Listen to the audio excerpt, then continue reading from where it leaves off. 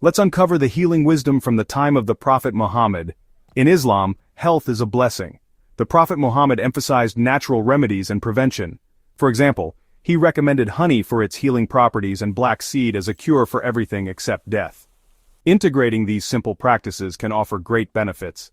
Discover more about Prophetic Medicine today, Volume 7, Book 71, number 582, narrated by Abu Hurairah. The Prophet said, "There is no disease that Allah has created, except that He also has created its treatment." Volume 7, Book 71, number 583, narrated by Rubai bint Muad bin Afra. We used to go for military expeditions along with Allah's apostle and provide the people with water, serve them, and bring the dead and the wounded back to Medina. Volume 7, Book 71, number 584, narrated by Ibn Abbas. The Prophet said, "Healing is in three things: a gulp of honey, cupping and branding with fire, cauterizing. But I forbid my followers to use cauterization, branding with fire." Volume 7, Book 71, number 585. Narrated by Ibn Abbas. The Prophet said, "Healing is in three things: cupping, a gulp of honey or cauterization, branding with fire. But I forbid my followers to use cauterization, branding with fire." Volume 7, Book 71, number 586, narrated by Aisha. The Prophet used to like sweet edible things and honey. Volume 7, Book 71, number 587, narrated by Jabir bin Abdullah. I heard the Prophet saying, "If there is any healing in your medicines, then it is in cupping, a gulp of honey or branding with fire, cauterization, that suits the ailment, but I don't like to be cauterized, branded with fire." Volume 7, Book 71, number 588, narrated by Abu Sa'id al-Khudri. A man came to the Prophet and said, "My brother has some abdominal trouble." The Prophet said to him, "Let him drink honey." The man came for the second time, and the Prophet said to him, "Let him drink honey." He came for the third time, and the Prophet said, "Let him drink honey." He returned again and said, "I have done that." The Prophet then said, "Allah has said the truth, but your brother's abdomen has told a lie. Let him drink honey." So he made him drink honey, and he was cured. Volume 7, Book 71, number 589, narrated by Anas. Some people were sick, and they said, "O Allah's apostle, give us shelter and food." So when they became healthy they said, "The weather of Medina is not suitable for us." So he sent them to Al-Hara with some she-camels of his and said, "Drink of their milk." But when they became healthy, they killed the shepherd of the Prophet and drove away his camels. The Prophet sent some people in their pursuit. Then he got their hands and feet cut, and their eyes were branded with heated pieces of iron. I saw one of them licking the earth with his tongue till he died. Volume 7, Book 71, number 590, narrated by Anas. The climate of Medina did not suit some people, so the Prophet ordered them to follow his shepherd, that is his camels, and drink their milk and urine, as a medicine. So they followed the shepherd, that is the camels, and drank their milk and urine till their bodies became healthy. Then they killed the shepherd and drove away the camels. When the news reached the Prophet, he sent some people in their pursuit. When they were brought, he cut their hands and feet, and their eyes were branded with heated pieces of iron. Volume 7, Book 71, number 591, narrated by Khalid bin Sa'd. We went out and Ghalib bin Abjar was accompanying us. He fell ill on the way, and when we arrived at Medina, he was still sick. Ibn Abi Atiq came to visit him and said to us, "Treat him with black cumin, take 5 or 7 seeds and crush them, mix the powder with oil, and drop the resulting mixture into both nostrils." For Aisha has narrated to me that she heard the Prophet saying, "This black cumin is healing for all diseases except As-Sam." Aisha said, "What is As-Sam?" He said, "Death." Volume 7, Book 71, number 592, narrated by Abu Hurairah. I heard Allah's apostle saying, "There is healing in black cumin for all diseases except death." Volume 7, Book 71, number 593, narrated by Ursa. Aisha used to recommend at-talbina for the sick and for such a person as grieved over a dead person. She used to say, "I heard Allah's apostle saying, at-talbina gives rest to the heart of the patient and makes it active and relieves some of his sorrow and grief." Volume 7, Book 71, number 594, narrated by Hisham's father. Aisha used to recommend at-talbina and used to say, "It is disliked by the patient, although it is beneficial." Volume 7, Book 71, number 595, narrated by Ibn Abbas. The Prophet was cupped and he paid the wages to the one who had cupped him and then took su'ut. Medicine Sniffed by Nose. Volume 7, Book 71, number 596. Narrated by Qais bint Misan. I heard the Prophet saying, "Treat with the Indian incense, for it has healing for 7 diseases. It is to be sniffed by one having throat trouble and to be put into one side of the mouth of one suffering from pleurisy." Once I went to Allah's apostle with a son of mine who would not eat any food, and the boy passed urine on him, whereupon he asked for some water and sprinkled it over the place of urine. Volume 7, Book 71, number 597, narrated by Ibn Abbas. The Prophet was cupped while he was fasting. Volume 7, Book 71, number 598, narrated by Ibn Abbas. The Prophet was cupped while he was in a state of ihram. Volume 7, Book 71, number 599, narrated by Anas that he was asked about the wages of the one who cups others. He said, Allah's apostle was cupped by Abd Taiba, to whom he gave 2 sa of food and interceded for him with his masters, who consequently reduced what they used to charge him daily. Then the Prophet said, "The best medicines you may treat yourselves with are cupping and sea incense." He added, "You should not torture your children by treating tonsillitis by pressing the tonsils or the palate with the finger, but use incense." Volume 7, Book 71, number 600. Narrated by Jabir bin Abdullah that he paid al-Mukanna a visit during his illness and said, "I will not leave till he gets cupped, for I heard Allah's apostle saying, 'There is healing in cupping.'" Volume 7, Book 71, number 601. Narrated by Abdullah bin Buhaina. Allah's apostle was cupped on the middle of his head at Lal Jamal on his way to Mecca, while he was in a state of ihram. Narrated Ibn Abbas. Allah's apostle was cupped on his head. Volume 7, Book 71, number 602. Narrated by Ibn Abbas. The Prophet was cupped on his head for an ailment he was suffering from while he was in a state of ihram, at a water place called Lal Jamal. Ibn Abbas further said, Allah's apostle was cupped on his head for unilateral headache while he was in a state of ihram. Volume 7, Book 71, number 603. Narrated by Jabir bin Abdullah.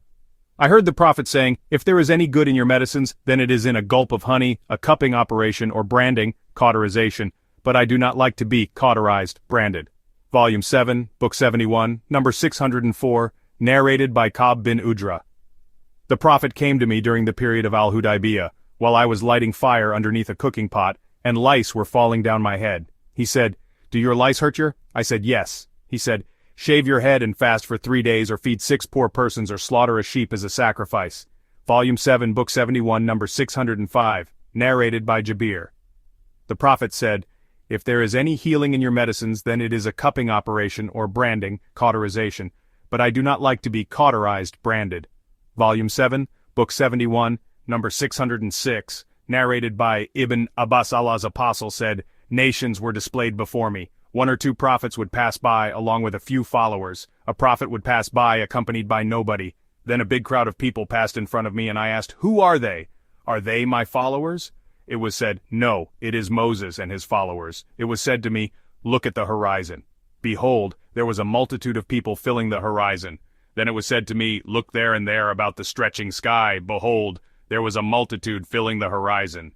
It was said to me, 'This is your nation out of whom 70,000 shall enter paradise without reckoning.'" Then the Prophet entered his house without telling his companions who they, the 70,000, were. So the people started talking about the issue and said, "It is we who have believed in Allah and followed his apostle. Therefore, those people are either ourselves or our children who are born in the Islamic era, for we were born in the pre-Islamic period of ignorance." When the Prophet heard of that, he came out and said, "Those people are those who do not treat themselves with ruqya, nor do they believe in bad or good omen, from birds etc., nor do they get themselves branded, cauterized. But they put their trust only in their Lord." On that Ukasha bin Musin said, "Am I one of them, O Allah's apostle?" The Prophet said, "Yes." Then another person got up and said, "Am I one of them?" The Prophet said, "Ukasha has anticipated you." Volume 7, Book 71, number 607, narrated by Salama. The husband of a lady died, and her eyes became sore, and the people mentioned her story to the Prophet. They asked him whether it was permissible for her to use kohl, as her eyes were exposed to danger. He said, "Previously, when one of you was bereaved by a husband, she would stay in her dirty clothes in a bad, unhealthy house for 1 year, and when a dog passed by, she would throw a globe of dung. No, she should observe the prescribed period Iddah for 4 months and 10 days. Volume 7, Book 71, number 608, narrated by Abu Huraira. Allah's apostle said, "There is no adwa, no contagious disease is conveyed without Allah's permission. Nor is there any bad omen, from birds, nor is there any hama, nor is there any bad omen in the month of Safar, and one should run away from the leper as one runs away from a lion." Volume 7, Book 71, number 609, narrated by Sa'id bin Zaid. I heard the Prophet saying, "Truffles are like manna, that is, they grow naturally without man's care, and their water heals eye diseases." Volume 7, Book 71, number 610, narrated by Ibn Abbas and Aisha Abu Bakr kissed the forehead of the Prophet when he was dead. Aisha added, "We put medicine in one side of his mouth, but he started waving us not to insert the medicine into his mouth. We said, he dislikes the medicine as a patient usually does. But when he came to his senses, he said, 'Did I not forbid you to put medicine, by force, in the side of my mouth?' We said, 'We thought it was just because a patient usually dislikes medicine.' He said, 'None of those who are in the house, but will be forced to take medicine in the side of his mouth while I am watching, except Al-Abbas, for he had not witnessed your deed." Volume 7, Book 71, number 611, narrated by Qais. I went to Allah's apostle along with a son of mine whose palate and tonsils I had pressed with my finger as a treatment for a throat and tonsil disease. The Prophet said, "Why do you pain your children by pressing their throats? Use Ud al-Hindi, certain Indian incense, for it cures 7 diseases, one of which is pleurisy. It is used as a snuff for treating throat and tonsil disease, and it is inserted into one side of the mouth of one suffering from pleurisy." Volume 7, Book 71, number 612, narrated by Aisha, the wife of the Prophet. When the health of Allah's apostle deteriorated and his condition became serious, he asked the permission of all his wives to allow him to be treated in my house, and they allowed him. He came out, supported by 2 men, and his legs were dragging on the ground between Abbas and another man. The sub-narrator told Ibn Abbas, who said, "Do you know who was the other man whom Aisha did not mention?" The sub-narrator said, "No." Ibn Abbas said, "It was Ali." Aisha added, "When the Prophet entered my house and his disease became aggravated, he said, 'Pour on me 7 water skins full of water, the tying ribbons of which had not been untied, so that I may give some advice to the people.' So we made him sit in a tub belonging to Hafsa, the wife of the Prophet, and started pouring water on him from those water skins till he waved us to stop.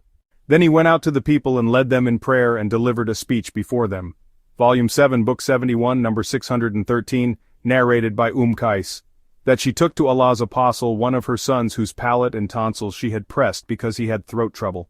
The Prophet said, "Why do you pain your children by getting the palate pressed like that? Use the Ud al-Hindi, certain Indian incense, for it cures 7 diseases, one of which is pleurisy." Volume 7, Book 71, number 614, narrated by Abu Sa'id. A man came to the Prophet and said, "My brother has got loose motions." The Prophet said, "Let him drink honey." The man again came and said, "I made him drink honey, but that made him worse." The Prophet said, "Allah has said the truth and the abdomen of your brother has told a lie." See Hadith 988. Volume 7, Book 71, number 615, narrated by Abu Huraira. Allah's apostle said, "There is no ada, no disease is conveyed from the sick to the healthy without Allah's permission, nor safar, nor hama." A Bedouin stood up and said, "Then what about my camels? They are like deer on the sand, but when a mangy camel comes and mixes with them, they all get infected with mangy." The Prophet said, "Then who conveyed the mange disease to the first one?" Volume 7, Book 71, number 616, narrated by Qais, that she took to Allah's apostle one of her sons whose palate and tonsils she had pressed to treat a throat trouble. The Prophet said, "Be afraid of Allah. Why do you pain your children by having their tonsils pressed like that? Use the Ud al-Hindi, a certain Indian incense, for it cures 7 diseases, one of which is pleurisy." Volume 7, Book 71, number 617, narrated by Anas bin Malik. Allah's apostle allowed one of the Ansar families to treat persons who have taken poison and also who are suffering from ear ailment with ruqya. Anas added, "I got myself branded cauterized for pleurisy when Allah's apostle was still alive." Abu Talha, Anas bin an-Nadir, and Zayd bin Thabit witnessed that, and it was Abu Talha who branded cauterized me. Volume 7, Book 71, number 618, narrated by Sal bin Saud as-Sa'idi. When the helmet broke on the head of the prophet and his face became covered with blood and his incisor tooth broke, that is during the battle of Uhud, Ali used to bring water in his shield while Fatima was washing the blood off his face. When Fatima saw that the bleeding increased because of the water, she took a mat of palm leaves, burnt it, and stuck it, the burnt ashes, on the wound of Allah's apostle, whereupon the bleeding stopped. Volume 7, Book 71, number 619, narrated by Nazi Abdullah bin Umar said, the Prophet said, "Fever is from the heat of hell, so put it out, cool it with water." Nafi added, Abdullah used to say, "O Allah, relieve us from the punishment," when he suffered from fever. Volume 7, Book 71, number 620, narrated by Fatima bint al-Mundir.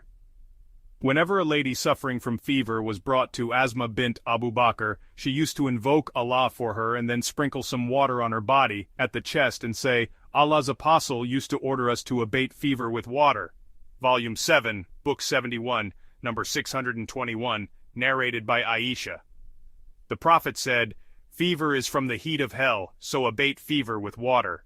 Volume 7, Book 71, number 622, narrated by Rafi bin Khadij.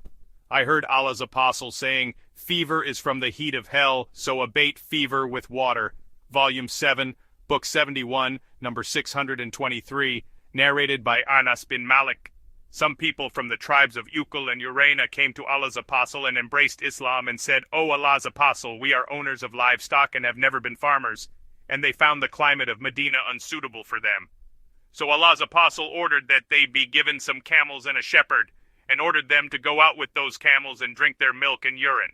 So they set out, but when they reached a place called Al-Hara, they reverted to disbelief after their conversion to Islam, killed the shepherd, and drove away the camels. When this news reached the Prophet, he sent in their pursuit, and they were caught and brought. The Prophet ordered that their eyes be branded with heated iron bars and their hands be cut off, and they were left at Al-Hara till they died in that state.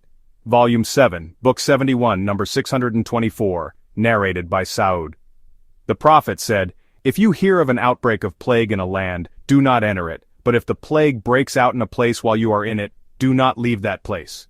Volume 7, Book 71, number 625, narrated by Abdullah bin Abbas. Umar bin al-Khattab departed for Sham, and when he reached Sarg, the commanders of the Muslim army, Abu Ubaidah bin al-Jarrah and his companions met him and told him that an epidemic had broken out in Sham. Umar said, "Call for me the early emigrants." So Umar called them, consulted them, and informed them that an epidemic had broken out in Sham. Those people differed in their opinions. Some of them said, "We have come out for a purpose, and we do not think that it is proper to give it up," while others said to Umar, "You have along with you other people and the companions of Allah's apostles, so do not advise that we take them to this epidemic." Umar said to them, "Leave me now." Then he said, "Call the Ansar for me." I called them, and he consulted them, and they followed the way of the emigrants and differed as they did. He then said to them, "Leave me now," and added, "Call for me the old people of Quraysh, who emigrated in the year of the conquest of Mecca." I called them and they gave a unanimous opinion saying, "We advise that you should return with the people and do not take them to that place of epidemic."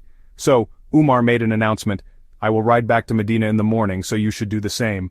Abu Ubaidah bin al-Jarrah said to Umar, "Are you running away from what Allah had ordained?" Umar said, "Would that someone else had said such a thing, O Abu Ubaidah? Yes, we are running from what Allah had ordained to what Allah has ordained. Don't you agree that if you had camels that went down a valley having two places, one green and the other dry, you would graze them on the green one only if Allah had ordained that, and you would graze them on the dry one only if Allah had ordained that?" At that time, Abdurrahman bin Auf, who had been absent because of some job, came and said, "I have some knowledge about this. I have heard Allah's apostle saying, 'If you hear about it, an outbreak of plague, in a land, do not go to it. But if plague breaks out in a country where you are staying, do not run away from it.'" Umar thanked Allah and returned to Medina. Volume 7, Book 71, number 626. Narrated by Abdullah bin Amir. Umar went to Sham, and when H-8 Sarg, he got the news that an epidemic of plague had broken out in Sham. Abdurrahman bin Auf told him that Allah's apostle said, "If you hear that plague has broken out in a land, do not go to it, but if it breaks out in a land where you are present, do not go out escaping from it." Volume 7, Book 71, number 627, narrated by Abu Hurairah. Allah's apostle said, "Neither Messiah, ad-Dajjal, nor plague will enter Medina." Volume 7, Book 71, number 628, narrated by Anas bin Malik. Allah's apostle said, "Death from plague is martyrdom for every Muslim." Volume 7, Book 71, number 629, narrated by Abu Hurairah. The Prophet said, "He, a Muslim, who dies of an abdominal disease is a martyr, and he who dies of plague is a martyr." Volume 7, Book 71, number 630, narrated by Aisha, the wife of the Prophet, that she asked Allah's apostle about plague, and Allah's apostle informed her saying, "Plague was a punishment which Allah used to send on whom He wished, but Allah made it a blessing for the believers. None, among the believers, remains patient in a land in which plague has broken out and considers that nothing will befall him except what Allah has ordained for him, but that Allah will grant him a reward similar to that of a martyr." Volume 7, Book 71, number 631, narrated by Aisha. During the Prophet's fatal illness, he used to recite the Mu'awwidat, Surat An-Nas and Surat Al-Falaq, and then blow his breath over his body. When his illness was aggravated, I used to recite those two surahs and blow my breath over him and make him rub his body with his own hand for its blessings. Mamar asked Az-Zuri, "How did the Prophet used to blow?" Az-Zuri said, "He used to blow on his hands and then pass them over his face." Volume 7, Book 71, number 632, narrated by Abu Sa'id al-Khudri. Some of the companions of the Prophet came across a tribe amongst the tribes of the Arabs, and that tribe did not entertain them. While they were in that state, the chief of that tribe was bitten by a snake, or stung by a scorpion. They said to the companions of the Prophet, "Have you got any medicine with you or anybody who can treat with ruqya?" The Prophet's companions said, "You refuse to entertain us, so we will not treat your chief unless you pay us for it." So they agreed to pay them a flock of sheep. One of them, the Prophet's companions, started reciting Surat al-Fatiha and gathering his saliva and spitting it, at the snake bite. The patient got cured, and his people presented the sheep to them, but they said, "We will not take it unless we ask the Prophet whether it is lawful." When they asked him, he smiled and said, "How do you know that Surat al-Fatiha is a ruqya? Take it, flock of sheep, and assign a share for me." Volume 7, Book 71, number 633, narrated by Ibn Abbas. Some of the companions of the Prophet passed by some people staying at a place where there was water, and one of those people had been stung by a scorpion. A man from those staying near the water came and said to the companions of the Prophet, "Is there anyone among you who can do ruqya, as near the water there is a person who has been stung by a scorpion?" So one of the Prophet's companions went to him and recited Surat al-Fatiha for a sheep as his fees. The patient got cured, and the man brought the sheep to his companions, who disliked that, and said, "You have taken wages for reciting Allah's book." When they arrived at Medina, they said, "O Allah's apostle, this person has taken wages for reciting Allah's book." On that Allah's apostle said, "You are most entitled to take wages for doing a ruqya with Allah's book." Volume 7, Book 71, number 634, narrated by Aisha. The Prophet ordered me or somebody else to do ruqya, if there was danger, from an evil eye. Volume 7, Book 71, number 635, narrated by Salama, that the Prophet saw in her house a girl whose face had a black spot. He said, "She is under the effect of an evil eye, so treat her with a ruqya." Volume 7, Book 71, number 636, narrated by Abu Hurairah. The Prophet said, "The effect of an evil eye is a fact," and he prohibited tattooing. Volume 7, Book 71, number 637, narrated by Al-Aswad. I asked Aisha about treating poisonous stings, a snakebite or a scorpion sting, with a ruqya. She said, "The Prophet allowed the treatment of poisonous sting with ruqya." Volume 7, Book 71, number 638, narrated by Abdul Aziz Thabit, and I went to Anas bin Malik. Thabit said, "O Abu Hamza, I am sick." On that Anas said, "Shall I treat you with the ruqya of Allah's apostle?" Thabit said, "Yes." Anas recited, "O Allah, the Lord of the people, the remover of trouble, please cure, heal this patient, for you are the healer. None brings about healing but you, a healing that will leave behind no ailment." Volume 7, Book 71, number 639, narrated by Aisha. The Prophet used to treat some of his wives by passing his right hand over the place of ailment and used to say, "O Allah, the Lord of the people, remove the trouble and heal the patient, for you are the healer, no healing is of any avail but yours. healing that will leave behind no ailment. Volume 7, Book 71, number 640, narrated by Aisha Allah's apostle, used to treat with a ruqya, saying, "O the Lord of the people, remove the trouble, the cure is in your hands, and there is none except you who can remove it, the disease." Volume 7, Book 71, number 640, narrated by Aisha Allah's apostle, used to treat with a ruqya, saying, "O the Lord of the people, remove the trouble, the cure is in your hands, and there is none except you who can remove it, the disease." Volume 7, Book 71, number 641, narrated by Aisha. The Prophet used to say to the patient, "In the name of Allah, the earth of our land and the saliva of some of us cure our patient." Volume 7, Book 71, number 642, narrated by Aisha Allah's apostle, used to read in his ruqya, "In the name of Allah, the earth of our land and the saliva of some of us cure our patient with the permission of our Lord," with a slight shower of saliva while treating with a ruqya. Volume 7, Book 71, number 643, narrated by Abu Qatada. I heard the Prophet saying, "A good dream is from Allah and a bad dream is from Satan. So if any one of you sees in a dream something he dislikes, when he gets up he should blow thrice on his left side, and seek refuge with Allah from its evil, for then it will not harm him." Volume 7, Book 71, number 644, narrated by Aisha. Whenever Allah's apostle went to bed, he used to recite Surat al-Ikhlas, Surat al-Falaq and Surat an-Nas, and then blow on his palms and pass them over his face and those parts of his body that his hands could reach. And when he fell ill, he used to order me to do like that for him. Volume 7, Book 71, number 645, narrated by Abu Sa'id. A group of the companions of Allah's apostle proceeded on a journey till they dismounted near one of the Arab tribes and requested them to entertain them as their guests, but they, the tribe people, refused to entertain them.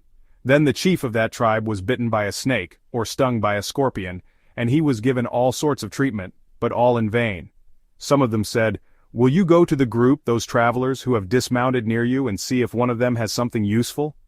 They came to them and said, "O the group, our leader has been bitten by a snake, or stung by a scorpion, and we have treated him with everything but nothing benefited him. Has any one of you anything useful?" One of them replied, "Yes, by Allah, I know how to treat with a ruqya, but by Allah, we wanted you to receive us as your guest, but you refused. I will not treat your patient with a ruqya till you fix for us something as wages." Consequently, they agreed to give those travelers a flock of sheep. The man went with them, the people of the tribe, and started spitting on the bite and reciting Surat al-Fatiha till the patient was healed and started walking as if he had not been sick. When the tribe people paid them their wages they had agreed upon, some of them, the Prophet's companions, said, "Distribute the sheep." But the one who treated with the ruqya said, "Do not do that till we go to Allah's apostle and mention to him what has happened and see what he will order us."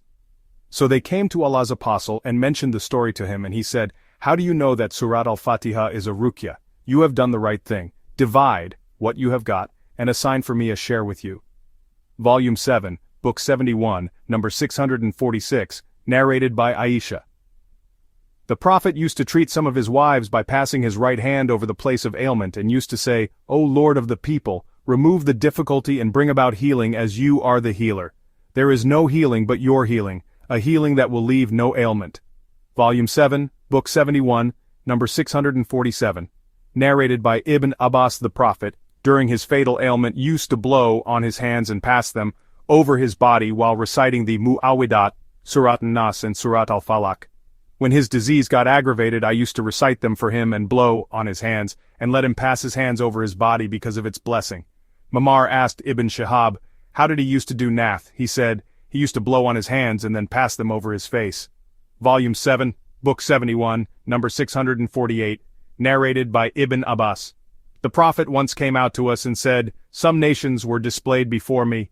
A prophet would pass in front of me with one man, and another with two men, and another with a group of people, and another with nobody with him. Then I saw a great crowd covering the horizon, and I wished that they were my followers, but it was said to me, 'This is Moses and his followers.'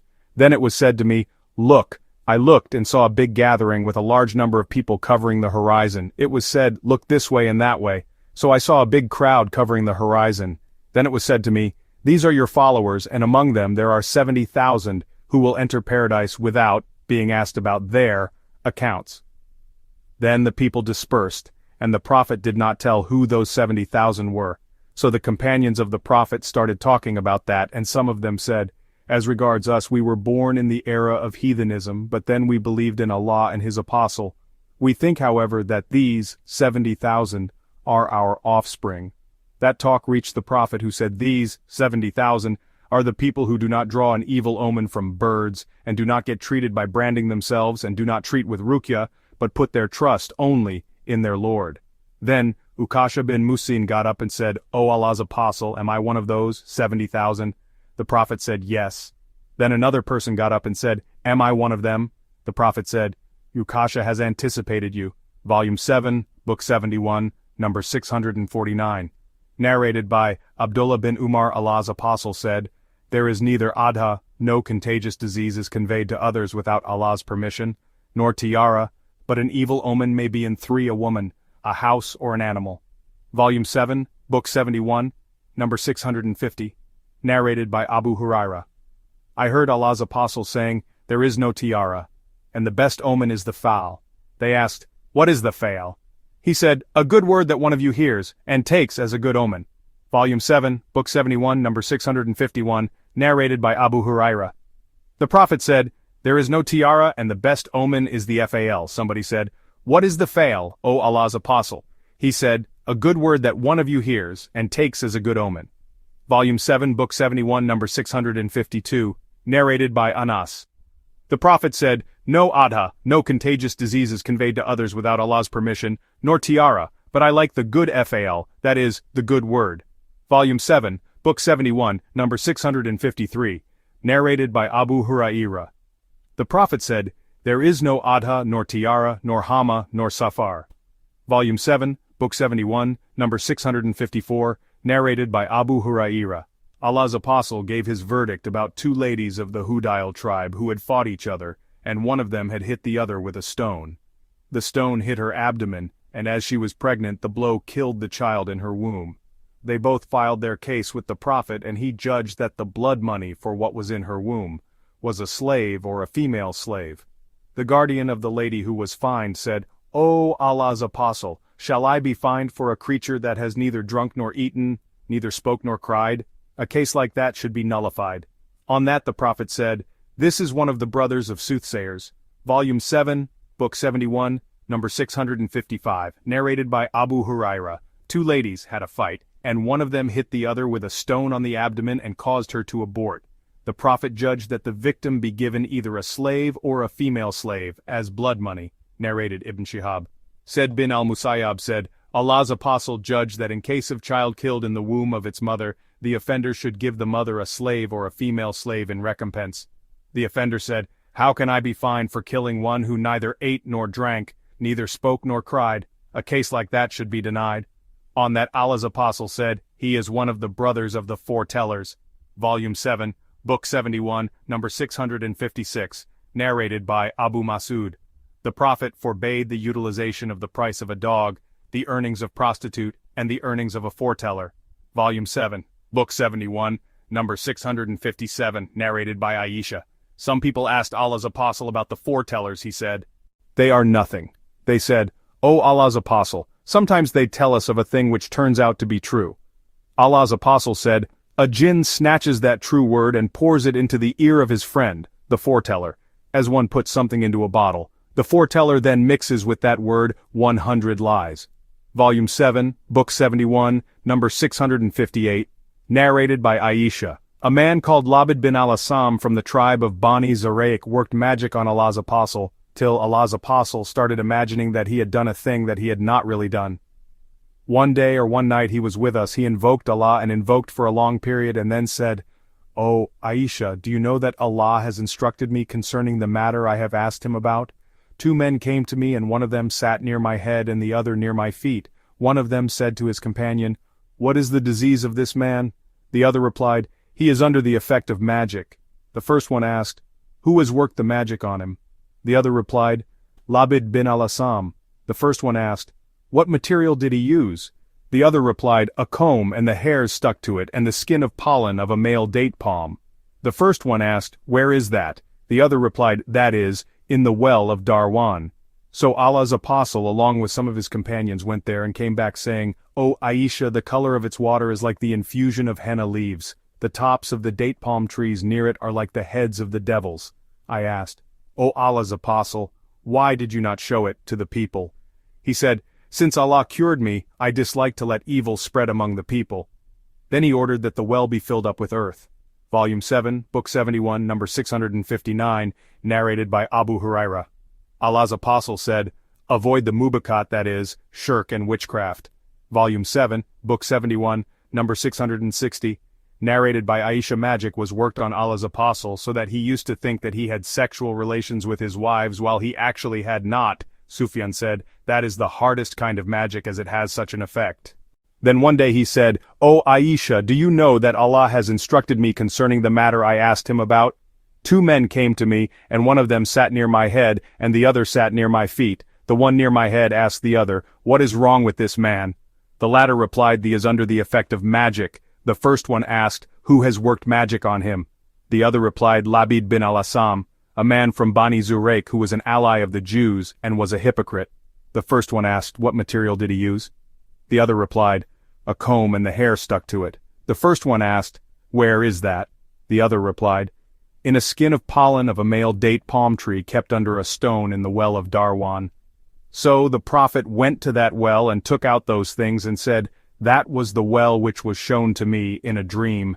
Its water looked like the infusion of henna leaves, and its date palm trees looked like the heads of devils.' The Prophet added, 'Then that thing was taken out.' I said to the Prophet, 'Why do you not treat yourself with nashra?' He said, 'Allah has cured me. I dislike to let evil spread among my people.' Volume 7, Book 71, number 661, narrated by Aisha. Magic was worked on Allah's apostle so that he began to imagine that he had done something although he had not. One day while he was with me, he invoked Allah, and invoked for a long period, and then said, 'O Aisha, do you know that Allah has instructed me regarding the matter I asked him about?' I asked, 'What is that, O Allah's apostle?' He said, 2 men came to me, one of them sat near my head and the other sat near my feet. One of them asked his companion, 'What is the disease of this man?' The other replied, 'He is under the effect of magic.' The first one asked, 'Who has worked magic on him?' The other replied, 'Labid bin Assam, a Jew from the tribe of Bani Zurayk.' The first one asked, 'With what has it been done?' The other replied, 'With a comb and the hair stuck to it and a skin of the pollen of a male date palm tree.' The first one asked, 'Where is it?' The other replied, 'In the well of Darwan.' Then the Prophet went along with some of his companions to that well and looked at that, and there were date palms near to it. Then he returned to me and said, 'By Allah, the water of that well was red, like the infusion of henna leaves, and its date palms were like the heads of devils.' I said, 'O Allah's apostle, did you take those materials out of the pollen skin?' He said, 'No, as for me, Allah has healed me and cured me, and I was afraid that, by showing that to the people, I would spread evil among them when he ordered that the well be filled up with earth, and it was filled up with earth." Volume 7, Book 71, number 662, narrated by Abdullah bin Umar. 2 men came from the east and addressed the people who wondered at their eloquent speeches. On that Allah's apostle said, "Some eloquent speech is as effective as magic." Volume 7, Book 71, number 663, narrated by Saud. The Prophet said, "If somebody takes some ajwa dates every morning, he will not be affected by poison or magic on that day till night." Another narrator said 7 dates. Volume 7, Book 71, number 664, narrated by Saud. I heard Allah's apostle saying, "If somebody takes 7 ajwa dates in the morning, neither magic nor poison will hurt him that day." Volume 7, Book 71, number 665, narrated by Abu Huraira. The Prophet said, "No ada, that is no contagious disease is conveyed to others without Allah's permission, nor any evil omen in the month of Safar, nor Hama." A Bedouin said, "O Allah's apostle, what about the camels which, when on the sand, desert, look like deers, but when a mangy camel mixes with them, they all get infected with mange?" On that Allah's apostle said, "Then who conveyed the mange disease to the first mangy camel?" Volume 7, Book 71, number 665, narrated by Abu Huraira. Allah's apostle said, "The cattle, sheep, cows, camels, etc. suffering from a disease should not be mixed up with healthy cattle," or said, "Do not put a patient with a healthy person," as a precaution. Volume 7, Book 71, number 667, narrated by Abu Huraira. Allah's apostle said, "No adha." Abu Huraira also said, the Prophet said, "The cattle suffering from a disease should not be mixed up with healthy cattle," or said, "Do not put a patient with a healthy person as a precaution." Abu Huraira also said, Allah's apostle said, "No adha." A Bedouin got up and said, "Don't you see how camels on the sand look like deer, but when a mangy camel mixes with them, they all get infected with mange?" On that the Prophet said, "Then who conveyed the mange disease to the first camel?" Volume 7, Book 71, number 668, narrated by Anas bin Malik. The Prophet said, "No ada nor tiara, but I like fowl." They said, "What is the fowl?" He said, "A good word." Volume 7, Book 71, number 669, narrated by Abu Huraira. When Khaybar was conquered, Allah's apostle was presented with a poisoned, roasted sheep.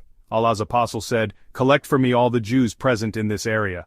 When they were gathered, Allah's apostle said to them, "I am going to ask you about something. Will you tell me the truth?" They replied, "Yes, O Abul Qasim." Allah's apostle said to them, "Who is your father?" They said, "Our father is so-and-so." Allah's apostle said, "You have told a lie, for your father is so-and-so." They said, "No doubt you have said the truth and done the correct thing." He again said to them, "If I ask you about something, will you tell me the truth?" They replied, "Yes, O Abul Qasim. And if we should tell a lie, you will know it as you have known it regarding our father." Allah's apostle then asked, "Who are the people of the hell fire?" They replied, "We will remain in the hell fire for a while, and then you, Muslims, will replace us in it." Allah's apostle said to them, "You will abide in it with ignominy. By Allah, we shall never replace you in it at all." Then he asked them again, "If I ask you something, will you tell me the truth?" They replied, "Yes." He asked, "Have you put the poison in this roasted sheep?" They replied, "Yes." He asked, "What made you do that?" They replied, "We intended to learn if you were a liar, in which case we would be relieved from you, and if you were a prophet, then it would not harm you." Volume 7, Book 71, number 670, narrated by Abu Huraira. The Prophet said, "Whoever purposely throws himself from a mountain and kills himself, will be in the hell fire, falling down into it and abiding therein perpetually forever, and whoever drinks poison and kills himself with it, he will be carrying his poison in his hand and drinking it in the hell fire, wherein he will abide eternally forever, and whoever kills himself with an iron weapon, will be carrying that weapon in his hand and stabbing his abdomen with it in the hell fire, wherein he will abide eternally forever." Volume 7, Book 71, number 671, narrated by Sa'd. I heard Allah's apostle saying, "Whoever takes 7 ajwa dates in the morning will not be affected by magic or poison on that day." Volume 7, Book 71, number 672, narrated by Abu Thalaba al-Kushani. The Prophet forbade the eating of wild animals having fangs. Az-Zuhri said, "I did not hear this narration except when I went to Sham." Al-Layth said, narrated Yunus, "I asked Ibn Shihab, may we perform the ablution with the milk of she-asses or drink it, or drink the bile of wild animals or urine of camels?" He replied, "The Muslims used to treat themselves with that and did not see any harm in it. As for the milk of she-asses, we have learnt that Allah's apostle forbade the eating of their meat, but we have not received any information whether drinking of their milk is allowed or forbidden. As for the bile of wild animals, Ibn Shihab said, Abu Idris al-Khawlani told me that Allah's apostle forbade the eating of the flesh of every wild beast having fangs." Volume 7, Book 71, number 673, narrated by Abu Huraira. Allah's apostle said, "If a fly falls in the vessel of any of you, let him dip all of it into the vessel, and then throw it away, for in one of its wings there is a disease, and in the other there is healing, antidote for it, i.e., the treatment for that disease, softening the heart according to the Prophet's narrative." Volume 8, Book 76, number 421, narrated by Ibn Abbas. The Prophet said, "There are 2 blessings which many people lose. They are health and free time for doing good." Volume 8, Book 76, number 422, narrated by Anas. The Prophet said, "O Allah, there is no life worth living except the life of the hereafter, so please make righteous the Ansar and the emigrants." Volume 8, Book 76, number 423, narrated by Sal bin Sa'd as-Sa'idi. We were in the company of Allah's apostle in the Battle of Al-Khandaq, and he was digging the trench while we were carrying the earth away. He looked at us and said, "O Allah, there is no life worth living except the life of the hereafter, so please, forgive the Ansar and the emigrants." Volume 8, Book 76, number 424, narrated by Saul. I heard the Prophet saying, "A small place equal to an area occupied by a whip in paradise is better than the whole world and whatever is in it, and an undertaking, journey in the forenoon or in the afternoon for Allah's cause, is better than the whole world and whatever is in it." Volume 8, Book 76, number 425, narrated by Mujahid Abdullah bin Umar said, Allah's apostle took hold of my shoulder and said, "Be in this world as if you were a stranger or a traveler." The sub-narrator added, Ibn Umar used to say, "If you survive till the evening, do not expect to be alive in the morning, and if you survive till the morning, do not expect to be alive in the evening, and take from your health for your sickness, and take from your life for your death." Volume 8, Book 76, number 426, narrated by Abdullah.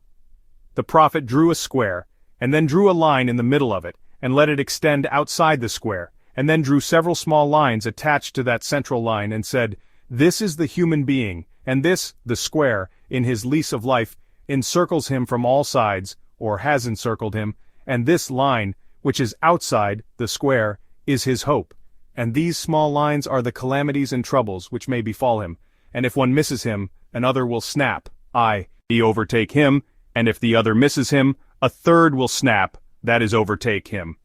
Volume 8, Book 76, number 427, narrated by Anas bin Malik.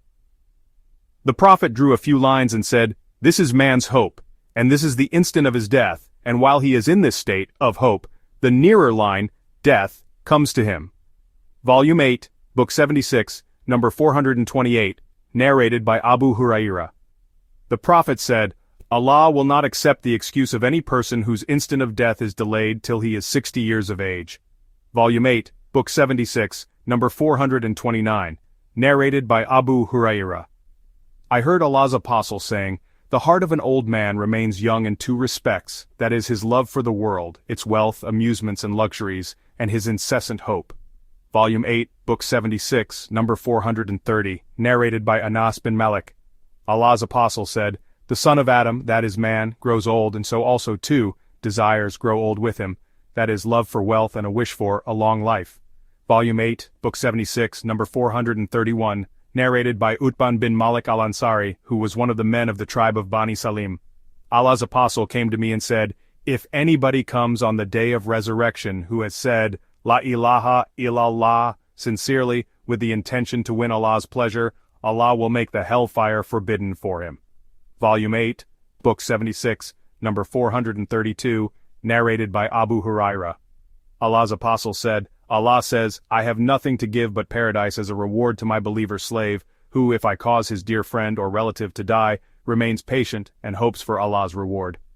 Volume 8, Book 76, number 433, narrated by Amr bin Auf, an ally of the tribe of Bani, Amir bin Lu'ay, and one of those who had witnessed the battle of Badr with Allah's apostle. Allah's apostle sent Abu Ubaidah bin al-Jarrah to Bahrain to collect the jizya tax.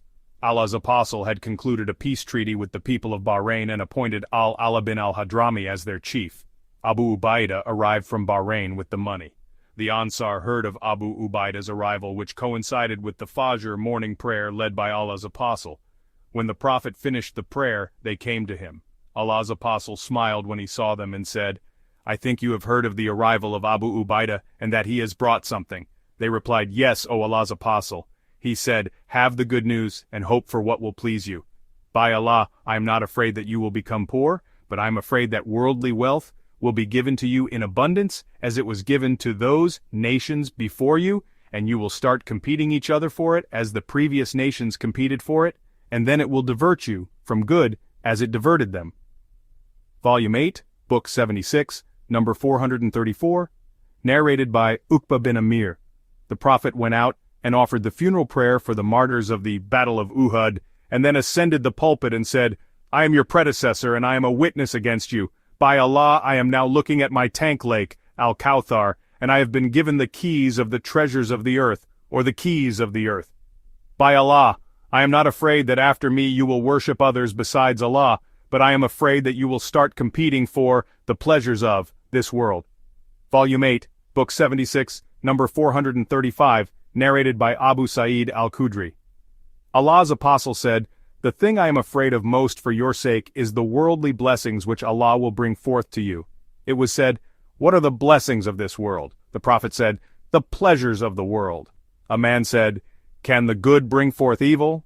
The Prophet kept quiet for a while till we thought that he was being inspired divinely. Then he started removing the sweat from his forehead and said, "Where is the questioner?" That man said, "I am present." Abu Sa'id added, "We thanked the man when the result of his question was such."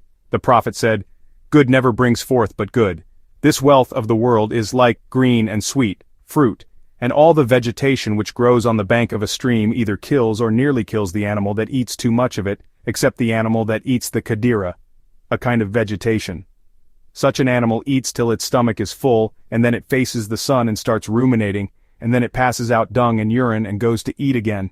This worldly wealth is like sweet fruit, and if a person earns it, the wealth, in a legal way and spends it properly, then it is an excellent helper, and whoever earns it in an illegal way, he will be like the one who eats but is never satisfied." Volume 8, Book 76, number 436, narrated by Zadam bin Mudarib. Imran bin Hussein said, "The Prophet said, 'The best people are my contemporaries, that is the present my generation, and then those who come after them, that is the next generation.'" Imran added, "I am not sure whether the Prophet repeated the statement twice after his first saying." The Prophet added, "And after them there will come people who will bear witness, though they will not be asked to give their witness. And they will be treacherous and nobody will trust them.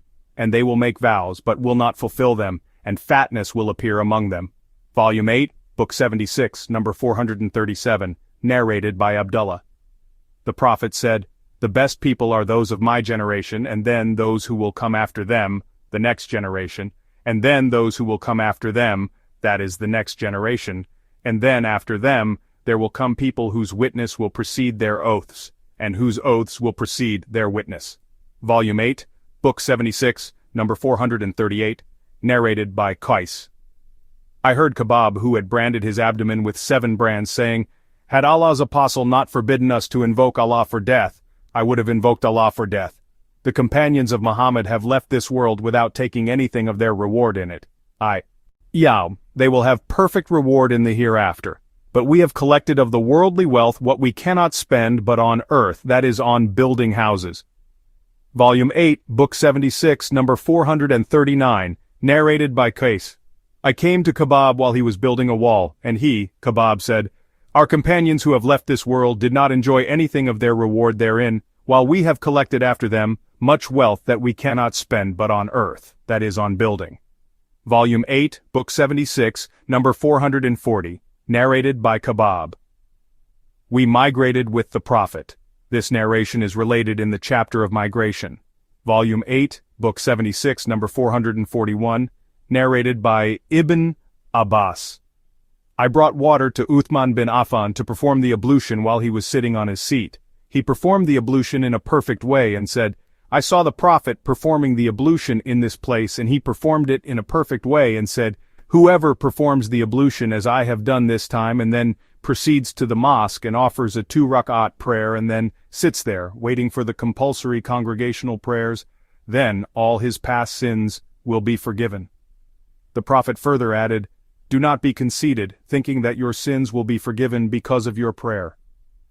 Volume 8, Book 76, number 442, narrated by Mirdas al-Islami. The Prophet said, "The righteous, pious people will depart, die in succession one after the other, and there will remain on the earth useless people like the useless husk of barley seeds or bad dates." Volume 8, Book 76, number 443, narrated by Abu Huraira. The Prophet said, "Perish the slave of dinar, dirham, katifa, thick soft cloth, and kamisa, a garment. For if he is given, he is pleased, otherwise he is dissatisfied." Volume 8, Book 76, number 444, narrated by Ibn Abbas.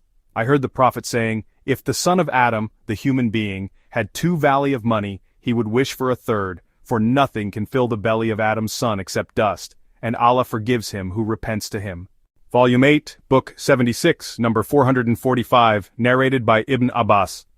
I heard Allah's apostle saying, if the son of Adam had money equal to a valley, then he will wish for another similar to it, for nothing can satisfy the eye of Adam's son except dust, and Allah forgives him who repents to him. Ibn Abbas said, I do not know whether this saying was quoted from the Quran or not. Atta said, I heard Ibn Azubair saying this narration while he was on the pulpit. Volume 8, Book 76, number 446, narrated by Sahl bin Sa'ad. I heard Ibn Az-Zubair, who was on the pulpit at Mecca, delivering a sermon, saying, O men, the Prophet used to say, if the son of Adam were given a valley full of gold, he would love to have a second one, and if he were given the second one, he would love to have a third, for nothing fills the belly of Adam's son except dust, and Allah forgives he who repents to him. Ubay said, we considered this as a saying from the Quran till the surah, beginning with, the mutual rivalry for piling up of worldly things diverts you, 102.1, was revealed. Volume 8, Book 76, number 447, narrated by Anas bin Malik. Allah's apostle said, if Adam's son had a valley full of gold, he would like to have 2 valleys, for nothing fills his mouth except dust, and Allah forgives him who repents to him. Volume 8, Book 76, number 448. Narrated by Hakim bin Hizam. I asked the Prophet for some money, and he gave me. And then again I asked him, and he gave me, and then again I asked him, and he gave me, and he then said, this wealth is like green and sweet fruit, and whoever takes it without greed, Allah will bless it for him, but whoever takes it with greed, Allah will not bless it for him, and he will be like the one who eats, but is never satisfied. And the upper, giving hand is better than the lower, taking hand. Volume 8, Book 76, number 449, narrated by Abdullah. The Prophet said, who among you considers the wealth of his heirs dearer to him than his own wealth? They replied, O Allah's apostle, there is none among us but loves his own wealth more. The Prophet said, so his wealth is whatever he spends, in Allah's cause during his life, on good deeds, while the wealth of his heirs is whatever he leaves after his death. Volume 8, Book 76, number 450, narrated by Abu Dar. Once I went out at night and found Allah's apostle walking all alone accompanied by nobody, and I thought that perhaps he disliked that someone should accompany him. So I walked in the shade, away from the moonlight, but the Prophet looked behind and saw me and said, who is that? I replied, Abu Dar, let Allah get me sacrifice for you. He said, O Abu Dar, come here. So I accompanied him for a while, and then he said, the rich are in fact the poor, little rewarded, on the day of resurrection, except him whom Allah gives wealth, which he gives, in charity, to his right, left, front and back, and does good deeds with it. I walked with him a little longer. Then he said to me, sit down here. So he made me sit in an open space surrounded by rocks and said to me, sit here till I come back to you. He went towards Al-Hara till I could not see him, and he stayed away for a long period, and then I heard him saying, while he was coming, even if he had committed theft, and even if he had committed illegal sexual intercourse. When he came I could not remain patient, and asked him, O Allah's Prophet, let Allah get me sacrificed for you. Whom were you speaking to by the side of Al-Hara? I did not hear anybody responding to your talk. He said, it was Gabriel who appeared to me beside Al-Hara and said, give the good news to your followers that whoever dies without having worshipped anything besides Allah will enter paradise. I said, O Gabriel, even if he had committed theft or committed illegal sexual intercourse? He said, yes. I said, even if he has committed theft or committed illegal sexual intercourse?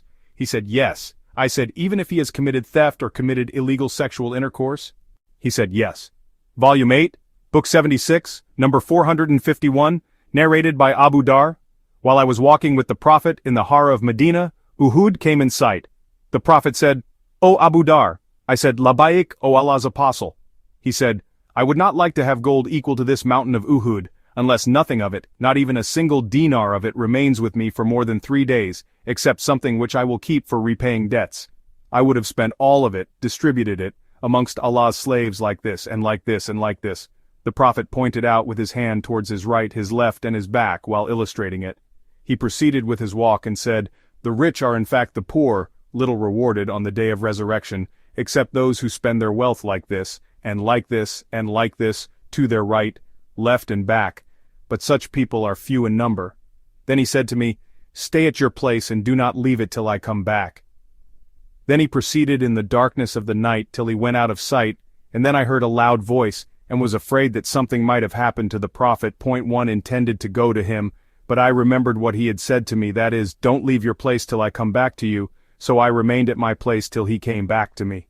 I said, O Allah's apostle, I heard a voice and I was afraid, so I mentioned the whole story to him. He said, did you hear it? I replied, yes. He said, it was Gabriel who came to me and said, whoever died without joining others in worship with Allah will enter paradise. I asked Gabriel, even if he had committed theft or committed illegal sexual intercourse? Gabriel said, yes, even if he had committed theft or committed illegal sexual intercourse. Volume 8, Book 76, number 452, narrated by Abu Huraira.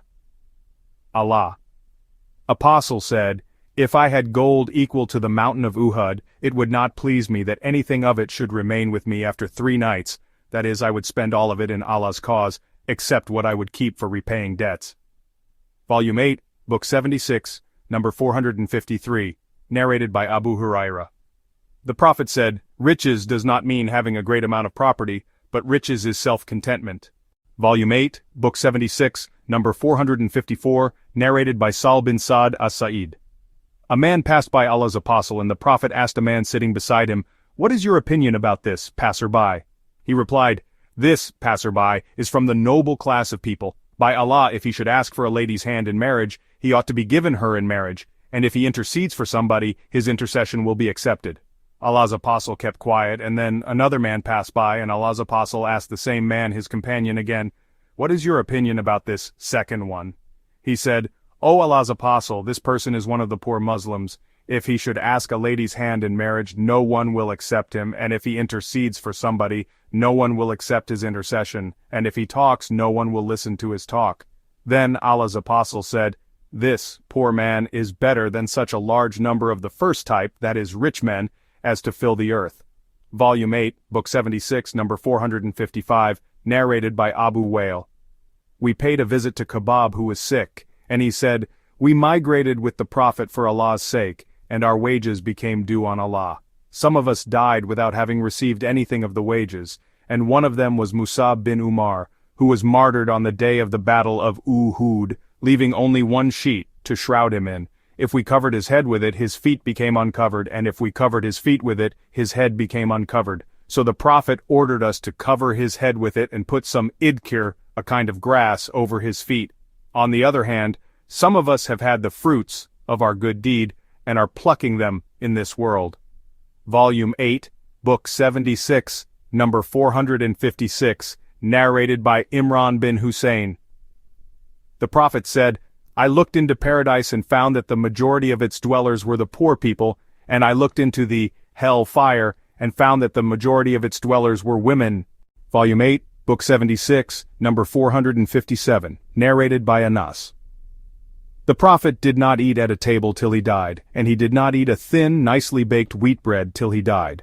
Volume 8, Book 76, number 458, narrated by Aisha. When the Prophet died, nothing which can be eaten by a living creature was left on my shelf except some barley grain. I ate of it for a period, and when I measured it, it finished. Volume 8, Book 76, number 459, narrated by Abu Huraira, by Allah, except whom none has the right to be worshipped. Sometimes I used to sleep on the ground on my liver, abdomen, because of hunger, and sometimes I used to bind a stone over my belly because of hunger. One day I sat by the way from where they, the Prophet and his companions, used to come out.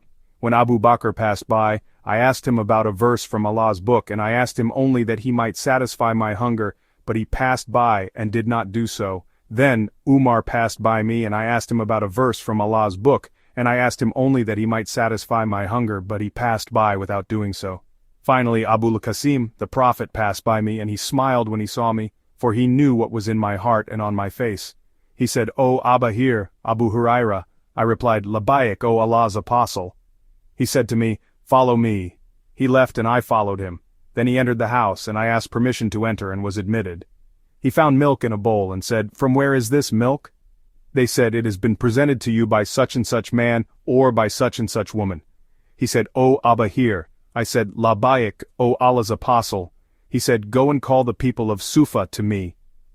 These people of Sufa were the guests of Islam who had no families, nor money, nor anybody to depend upon, and whenever an object of charity was brought to the Prophet, he would send it to them and would not take anything from it, and whenever any present was given to him, he used to send some for them and take some of it for himself.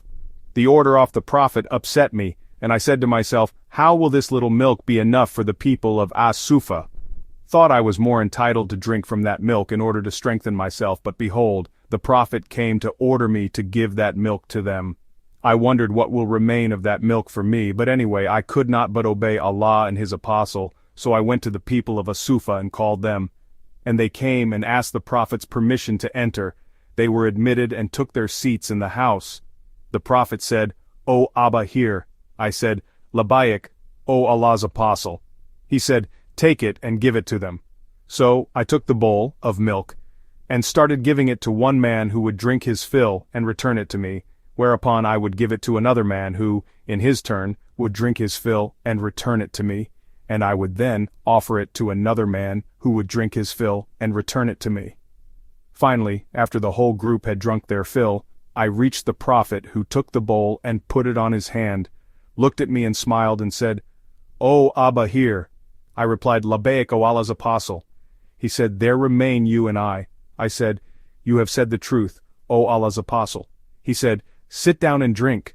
I sat down and drank. He said, "Drink," and I drank. He kept on telling me repeatedly to drink till I said, "No, by Allah who sent you with the truth, I have no space for it in my stomach." He said, "Hand it over to me."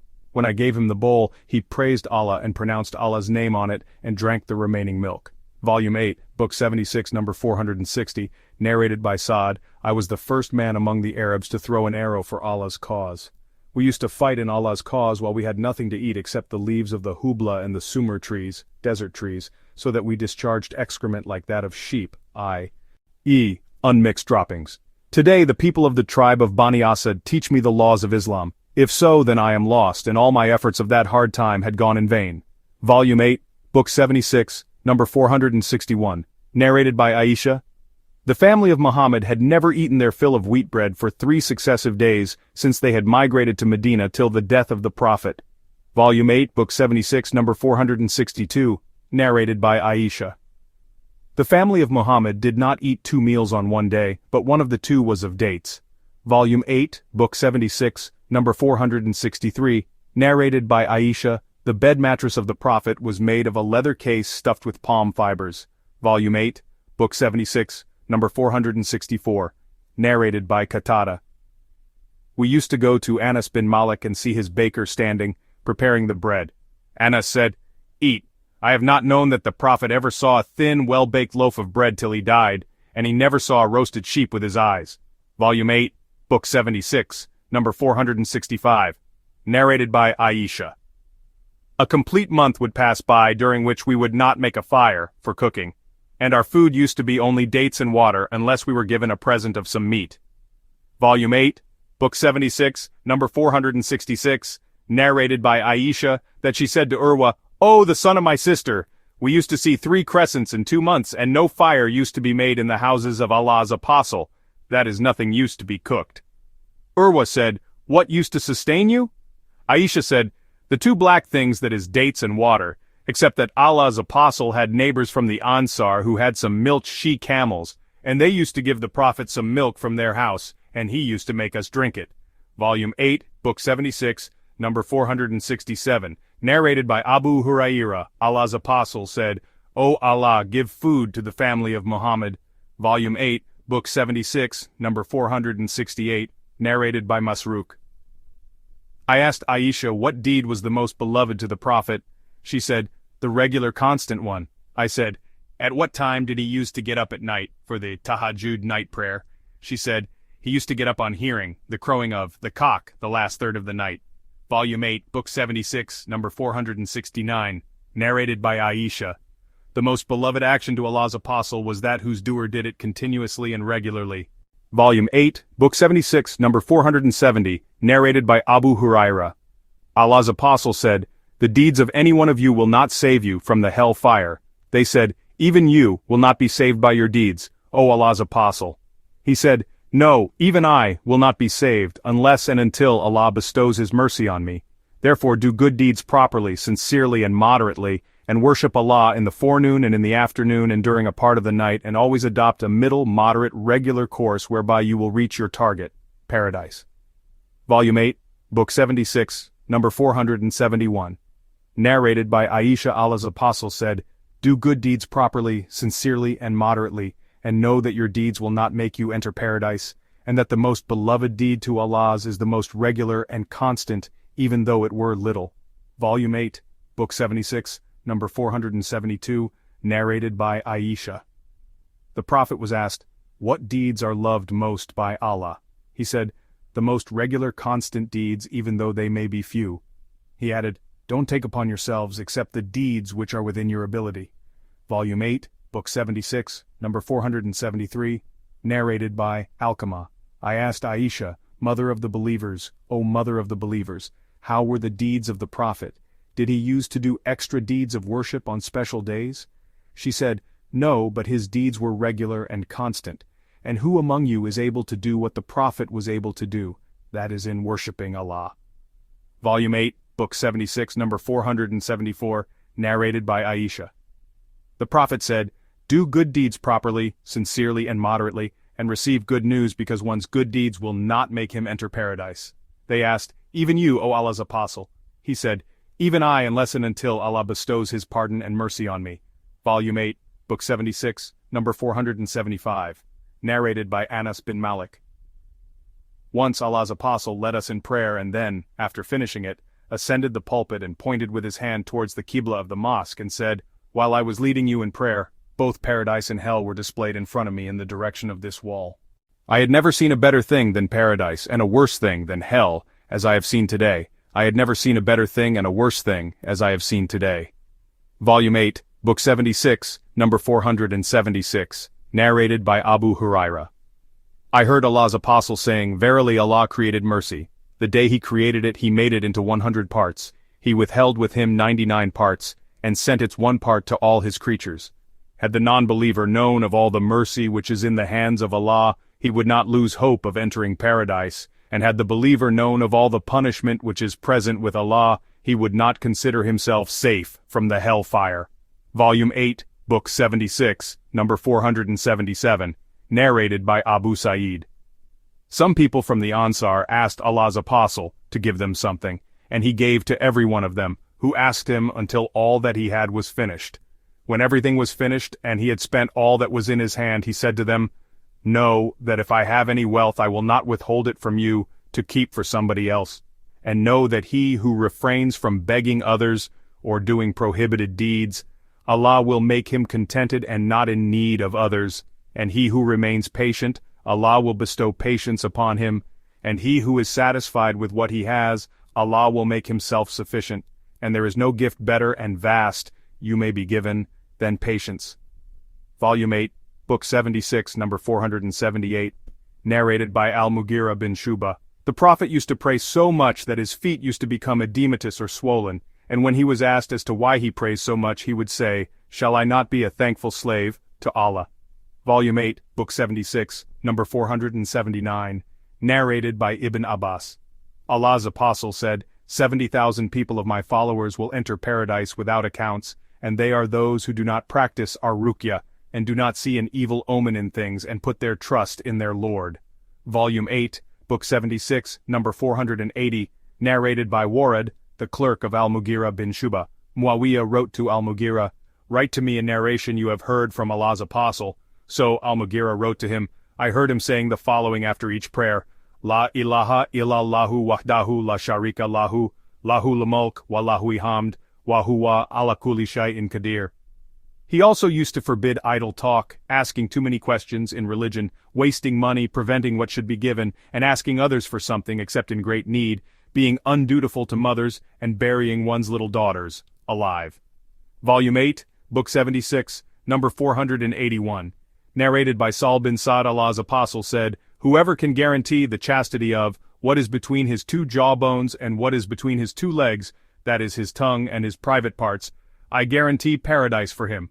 Volume 8, Book 76, number 482, narrated by Abu Hurairah. Allah's apostle said, "Whoever believes in Allah and the last day should talk what is good or keep quiet, and whoever believes in Allah and the last day should not hurt or insult his neighbor, and whoever believes in Allah and the last day should entertain his guest generously." Volume 8, Book 76, number 483, narrated by Abu Shurai al-Khuzai. My ears heard and my heart grasped the statement which, the Prophet said, "The period for keeping one's guest is 3 days, and don't forget his reward." It was asked, what is his reward? He said, in the first night and the day he should be given a high-class quality of meals, and whoever believes in Allah and the last day should entertain his guest generously, and whoever believes in Allah and the last day should talk what is good, sense, or keep quiet. Volume 8, Book 76, number 484, narrated by Abu Hurairah. That he heard Allah's apostle saying, "A slave of Allah may utter a word without thinking whether it is right or wrong. He may slip down in the fire as far away a distance equal to that between the east." Volume 8, Book 76, number 485, narrated by Abu Hurairah, the Prophet, said, "A slave of Allah may utter a word which pleases Allah without giving it much importance, and because of that Allah will raise him to degrees of reward. A slave of Allah may utter a word, carelessly, which displeases Allah without thinking of its gravity, and because of that he will be thrown into the hellfire." Volume 8, Book 76, number 486, narrated by Hudayfa. The Prophet said Allah will give shade to 7 types of people, under his shade, on the day of resurrection. One of them will be a person who remembers Allah and his eyes are then flooded with tears. Volume 8, Book 76, number 487, narrated by Abu Sa'id. The Prophet said, "There was a man amongst the people who had suspicion as to the righteousness of his deeds. Therefore he said to his family, 'If I die, take me and burn my corpse and throw my ashes into the sea on a hot or windy day.' They did so, but Allah collected his particles and asked him, 'What made you do what you did?' He replied, 'The only thing that made me do it was that I was afraid of you.' So Allah forgave him." Volume 8, Book 76, number 488, narrated by Abu Sa'id. The Prophet mentioned a man from the previous generation or from the people preceding your age whom Allah had given both wealth and children. The Prophet said, when the time of his death approached, he asked his children, "What type of father have I been to you?" They replied, "You have been a good father." He said, "But he, that is your father, has not stored any good deeds with Allah for the hereafter. If he should face Allah, Allah will punish him. So listen, O my children, when I die, burn my body till I become mere coal and then grind it into powder, and when there is a stormy wind, throw me, my ashes, in it." So he took a firm promise from his children to follow his instructions. And by Allah they, his sons, did accordingly fulfilled their promise. Then Allah said, "Be, and behold, that man was standing there." Allah then said, "O my slave, what made you do what you did?" That man said, "Fear of you," so Allah forgave him. Volume 8, Book 76, number 489, narrated by Abu Musa, Allah's apostle said, "My example and the example of the message with which Allah has sent me is like that of a man who came to some people and said, 'I have seen with my own eyes the enemy forces, and I am a naked warner to you, so save yourself, save yourself.' A group of them obeyed him and went out at night, slowly and stealthily, and were safe, while another group did not believe him, and thus the army took them in the morning and destroyed them." Volume 8, Book 76, number 490, narrated by Abu Hurairah. I heard Allah's apostle saying, "My example and the example of the people is that of a man who made a fire, and when it lighted what was around it, moths and other insects started falling into the fire. The man tried his best to prevent them from falling in the fire, but they overpowered him and rushed into the fire. The Prophet added, "Now similarly I take hold of the knots at your waist, belts, to prevent you from falling into the fire, but you insist on falling into it." Volume 8, Book 76, number 491, narrated by Abdullah bin Amr. The Prophet said, "A Muslim is the one who avoids harming Muslims with his tongue or his hands, and a muhajir, an emigrant, is the one who gives up, abandons, all what Allah has forbidden." Volume 8, Book 76, number 492, narrated by Abu Hurairah. Allah's apostle said, "If you knew that which I know you would laugh little and weep much." Volume 8, Book 76, number 493, narrated by Anas. The Prophet said, "If you knew that which I know, you would laugh little and weep much. Volume 8, Book 76, number 494, narrated by Abu Huraira. Allah's apostle said, "The hell fire is surrounded by all kinds of desires and passions, while paradise is surrounded by all kinds of disliked, undesirable things." Volume 8, Book 76, number 495, narrated by Abdullah. The Prophet said, "Paradise is nearer to any of you than the shirak, leather strap, of his shoe, and so is the hell fire." Volume 8, Book 76, number 496, narrated by Abu Huraira. The Prophet said, "The truest poetic verse ever said by a poet is, 'Indeed, everything except Allah is perishable.'" Volume 8, Book 76, number 497, narrated by Abu Huraira. Allah's apostle said, "If any one of you looked at a person who was made superior to him in property and in good appearance, then he should also look at the one who is inferior to him, and to whom he has been made superior." Volume 8, Book 76, number 498, narrated by Ibn Abbas. The Prophet, narrating about his Lord Iman, said, "Allah ordered the appointed angels over you, that the good and the bad deeds be written, and he then showed the way how to write. If somebody intends to do a good deed and he does not do it, then Allah will write for him a full good deed in his account with him. And if he intends to do a good deed and actually did it, then Allah will write for him in his account with him its reward equal, from 10 to 700 times to many more times. And if somebody intended to do a bad deed and he does not do it, then Allah will write a full good deed in his account with him, and if he intended to do it, a bad deed, and actually did it, then Allah will write one bad deed in his account." Volume 8, Book 76, number 499, narrated by Gailan Anas said, "You people do bad deeds, commit sins, which seem in your eyes as tiny, minute, than hair, while we used to consider those very deeds during the lifetime of the Prophet as destructive sins." Volume 8, Book 76, number 500, narrated by Sa'd bin Sahl as-Sa'idi. The Prophet looked at a man fighting against the pagans, and he was one of the most competent persons fighting on behalf of the Muslims. The Prophet said, "Let him who wants to look at a man from the dwellers of the hell fire look at this man." Another man followed him and kept on following him till he, the fighter, was injured, and seeking to die quickly, he placed the blade tip of his sword between his breasts and leaned over it till it passed through his shoulders, that is, committed suicide. The Prophet added, "A person may do deeds that seem to the people as the deeds of the people of paradise, while in fact, he is from the dwellers of the hell fire. And similarly, a person may do deeds that seem to the people as the deeds of the people of the hell fire, while in fact he is from the dwellers of paradise. Verily, the results of deeds done depend upon the last actions." Narrated by Abu Sa'id al-Khudri. A Bedouin came to the Prophet and said, "O Allah's apostle, who is the best of mankind?" The Prophet said, "A man who strives for Allah's cause with his life and property, and also a man who lives all alone, in a mountain path among the mountain paths to worship his Lord and save the people from his evil." Volume 8, Book 76, number 502, narrated by Abu Sa'id. I heard from the Prophet saying, "There will come a time upon the people when the best property of a Muslim will be sheep, which he will take to the tops of mountains and to the places of rainfall, run away with his religion, in order to save it from afflictions." Volume 8, Book 76, number 503, narrated by Abu Huraira. Allah's apostle said, "When honesty is lost, then wait for the hour." It was asked, "How will honesty be lost, O Allah's apostle?" He said, "When authority is given to those who do not deserve it, then wait for the hour." Volume 8, Book 76, number 504, narrated by Hudayfa, Allah's apostle. Narrated to us two narrations, one of which I have seen happening, and I am waiting for the other. He narrated that honesty was preserved in the roots of the hearts of men in the beginning, and then they learnt it, honesty, from the Quran, and then they learnt it from the Prophet's Sunnah, tradition. He also told us about its disappearance, saying, "A man will go to sleep whereupon honesty will be taken away from his heart, and only its trace will remain, resembling the traces of fire.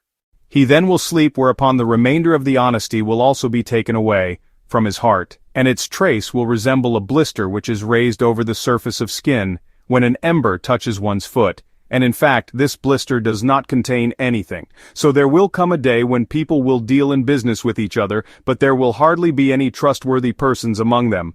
Then it will be said that in such and such a tribe there is such and such person who is honest, and a man will be admired for his intelligence, good manners, and strength, though indeed he will not have belief equal to a mustard seed in his heart. The narrator added, "There came upon me a time when I did not mind dealing with any one of you, for if he was a Muslim his religion would prevent him from cheating, and if he was a Christian his Muslim ruler would prevent him from cheating, but today I cannot deal except with so-and-so and so-and-so." See Hadith No. 208, Vol. 9, Volume 8, Book 76, number 505, narrated by Abdullah bin Umar. I heard Allah's apostle saying, "People are just like camels, out of 100 one can hardly find a single camel suitable to ride." Volume 8, Book 76, number 506, narrated by Jundub. The Prophet said, "He who lets the people hear of his good deeds intentionally to win their praise, Allah will let the people know his real intention on the day of resurrection, and he who does good things in public to show off and win the praise of the people, Allah will disclose his real intention and humiliate him." Volume 8, Book 76, number 507, narrated by Mu'adh bin Jabal. While I was riding behind the Prophet as a companion rider and there was nothing between me and him except the back of the saddle, he said, "O Mu'adh." I replied, "Labaik, O Allah's apostle," and Sadiq. He proceeded for a while and then said, "O Mu'adh." I said, "Labaik and Sadiq, O Allah's apostle." He then proceeded for another while and said, "O Mu'adh bin Jabal." I replied, "Labaik, O Allah's apostle," and Sadiq. He said, "Do you know what is Allah's right on his slaves?" I replied, "Allah and his apostle know better." He said, "Allah's right on his slaves is that they should worship him and not worship anything besides him." He then proceeded for a while, and again said, "O Mu'adh bin Jabal." I replied, "Labayik, O Allah's apostle," and Sadiq. He said, "Do you know what is Allah's slaves, people's right on Allah if they did that?" I replied, "Allah and his apostle know better." He said, "The right of Allah's slaves on Allah is that he should not punish them if they did that." Volume 8, Book 76, number 508, narrated by Anas. The Prophet had a she-camel called Aladba, and it was too fast to surpass in speed. There came a Bedouin riding a camel of his, and that camel outstripped it, that is Al-Aqba. That result was hard on the Muslims who said sorrowfully, "Al-Adba has been outstripped." Allah's apostle said, "It is due from Allah that nothing would be raised high in this world except that he lowers or puts it down." Volume 8, Book 76, number 509, narrated by Abu Hurairah. Allah's apostle said, Allah said, "I will declare war against him who shows hostility to a pious worshipper of mine. And the most beloved things with which my slave comes nearer to me is what I have enjoined upon him, and my slave keeps on coming closer to me through performing nawafil, praying or doing extra deeds besides what is obligatory, till I love him. So I become his sense of hearing with which he hears, and his sense of sight with which he sees, and his hand with which he grips, and his leg with which he walks. And if he asks me, I will give him, and if he asks my protection, refuge, I will protect him, that is, give him my refuge, and I do not hesitate to do anything as I hesitate to take the soul of the believer, for he hates death, and I hate to disappoint him." Volume 8, Book 76, number 510, narrated by Saul Allah's apostle said, "I have been sent and the hour is at hand as these two," showing his two fingers and sticking, separating them out. Volume 8, Book 76, number 511, narrated by Anas Allah's apostle said, "I have been sent and the hour is at hand as these two fingers." Volume 8, Book 76, number 512, narrated by Abu Hurairah. The Prophet said, "I have been sent, and the hour is at hand as these two fingers."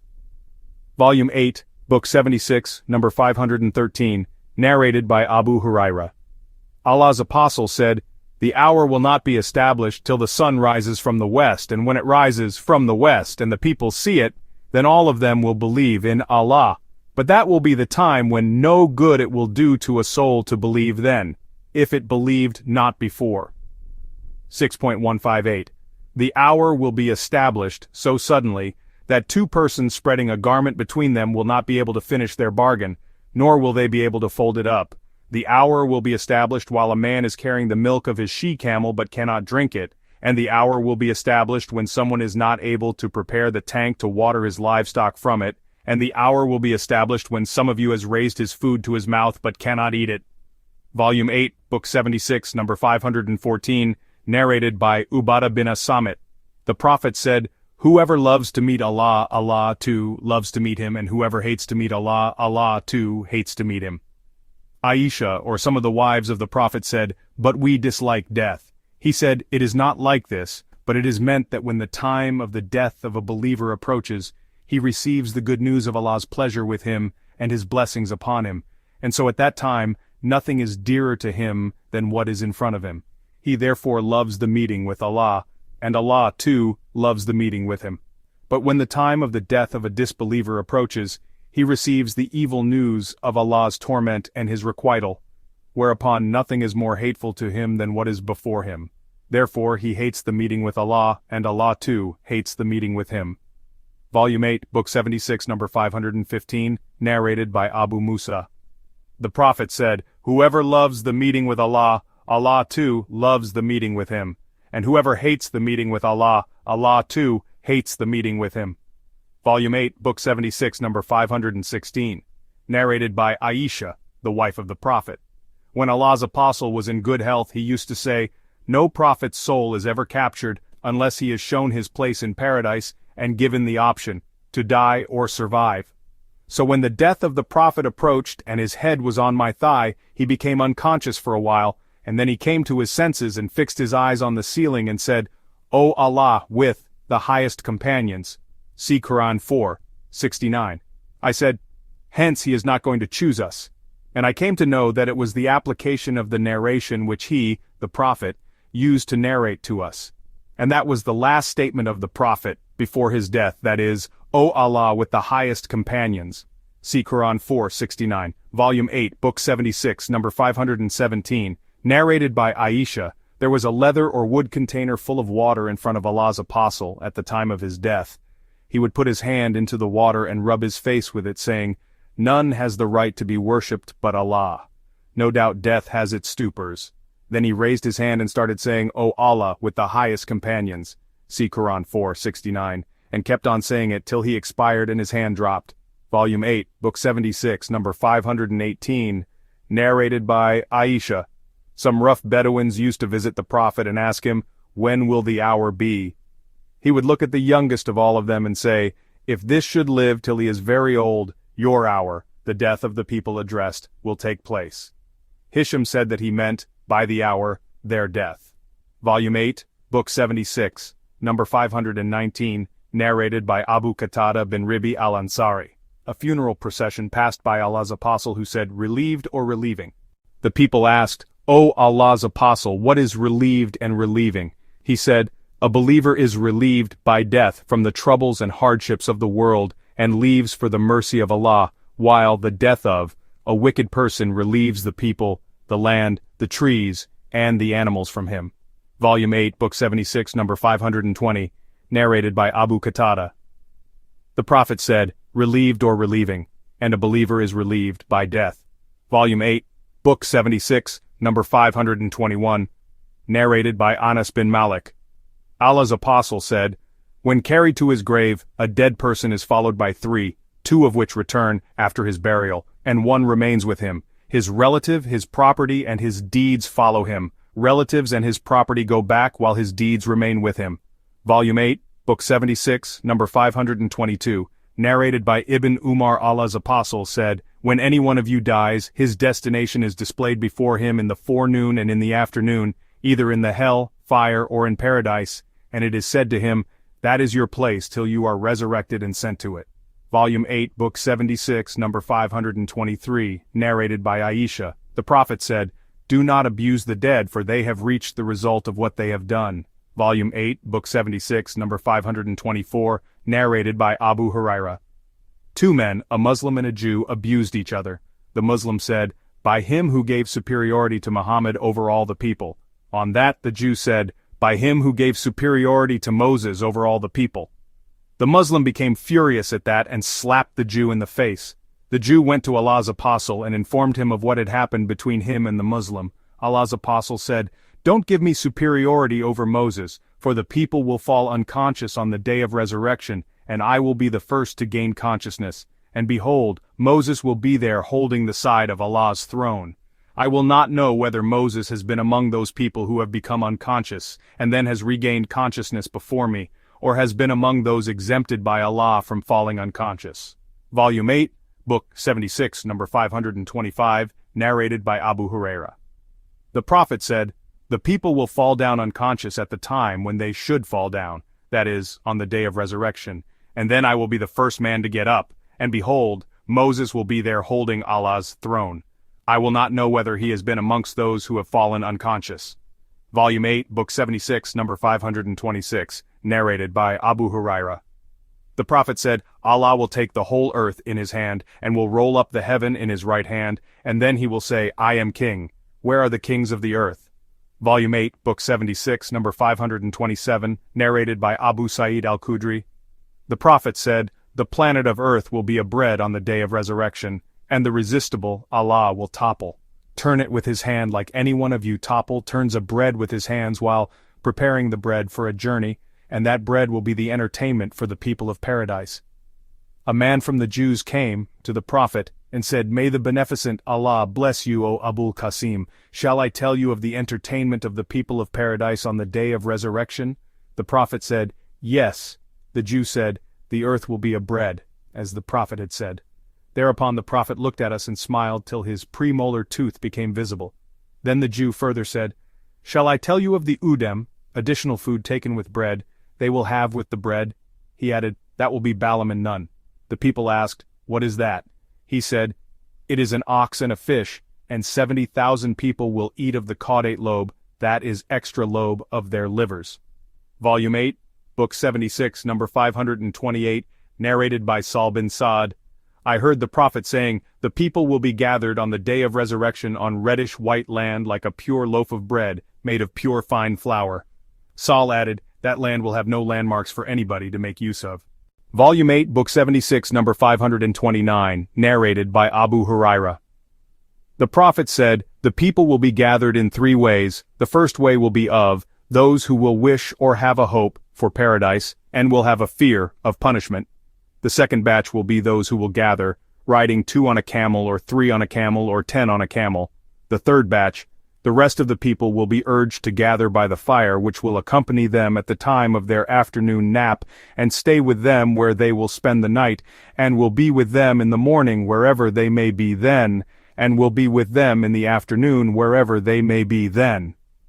Volume 8, Book 76, number 530, narrated by Anas bin Malik. A man said, "O Allah's Prophet, will a kafir, disbeliever, be gathered, driven prone on his face?" The Prophet said, "Is not he who made him walk with his legs in this world, able to make him walk on his face on the day of resurrection?" Qatada, a sub-narrator, said, "Yes, he can, by the power of our Lord." Volume 8, Book 76, number 531, narrated by Ibn Abbas. The Prophet said, "You will meet Allah barefooted, naked, walking on feet, and uncircumcised." Volume 8, Book 76, number 532, narrated by Ibn Abbas. I heard Allah's apostle while he was delivering a sermon on a pulpit saying, "You will meet Allah barefooted, naked, and uncircumcised." Volume 8, Book 76, number 533, narrated by Ibn Abbas. The Prophet stood up among us and addressed, saying, "You will be gathered, barefooted, naked, and uncircumcised, as Allah says. As we began the first creation, we shall repeat it." 21.104. And the first human being to be dressed on the day of resurrection will be the Prophet Abraham al-Khalil. Then will be brought some men of my followers who will be taken towards the left, that is, to the fire.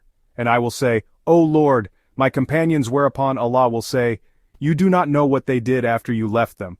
I will then say, as the pious slave Jesus said, "And I was witness over them while I dwelt amongst them," up to the All-Wise. 5.117-118. The narrator added, "Then it will be said that those people, relegated from Islam, that is, kept on turning on their heels, deserted Islam."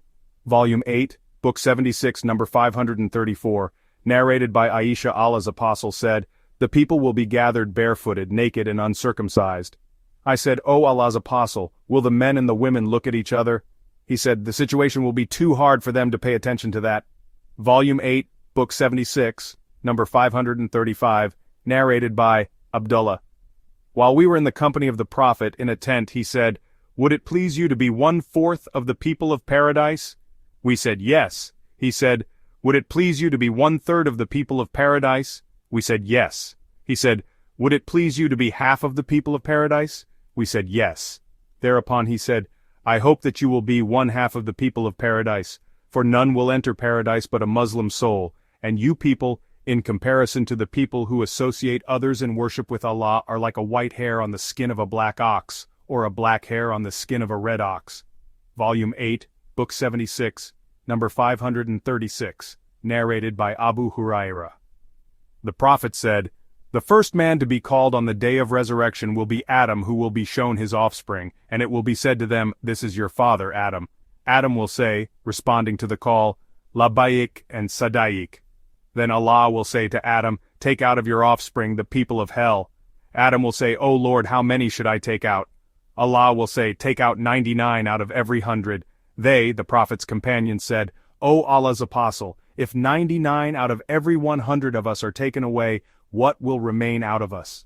He said, 'My followers in comparison to the other nations are like a white hair on a black ox.'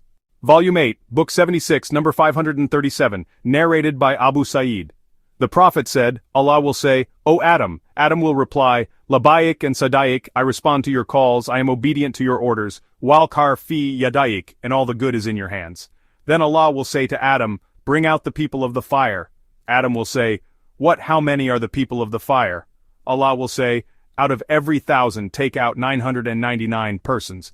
At that time children will become hoary-headed and every pregnant female will drop her load, have an abortion. And you will see the people as if they were drunk, yet not drunk, but Allah's punishment will be very severe." That news distressed the companions of the Prophet too much, and they said, "O Allah's apostle, who amongst us will be that man, the lucky one out of 1,000 who will be saved from the fire?" He said, "Have the good news that 1,000 will be from Gog and Magog, and the one to be saved will be from you." The Prophet added, "By him in whose hand my soul is, I hope that you, Muslims, will be 1/3 of the people of paradise." On that, we glorified and praised Allah and said, "Allahu Akbar." The Prophet then said, "By him in whose hand my soul is, I hope that you will be one half of the people of paradise, as your Muslims' example, in comparison to the other people, non-Muslims, is like that of a white hair on the skin of a black ox, or a round hairless spot on the foreleg of a donkey." Volume 8, Book 76, number 538, narrated by Abu Hurairah.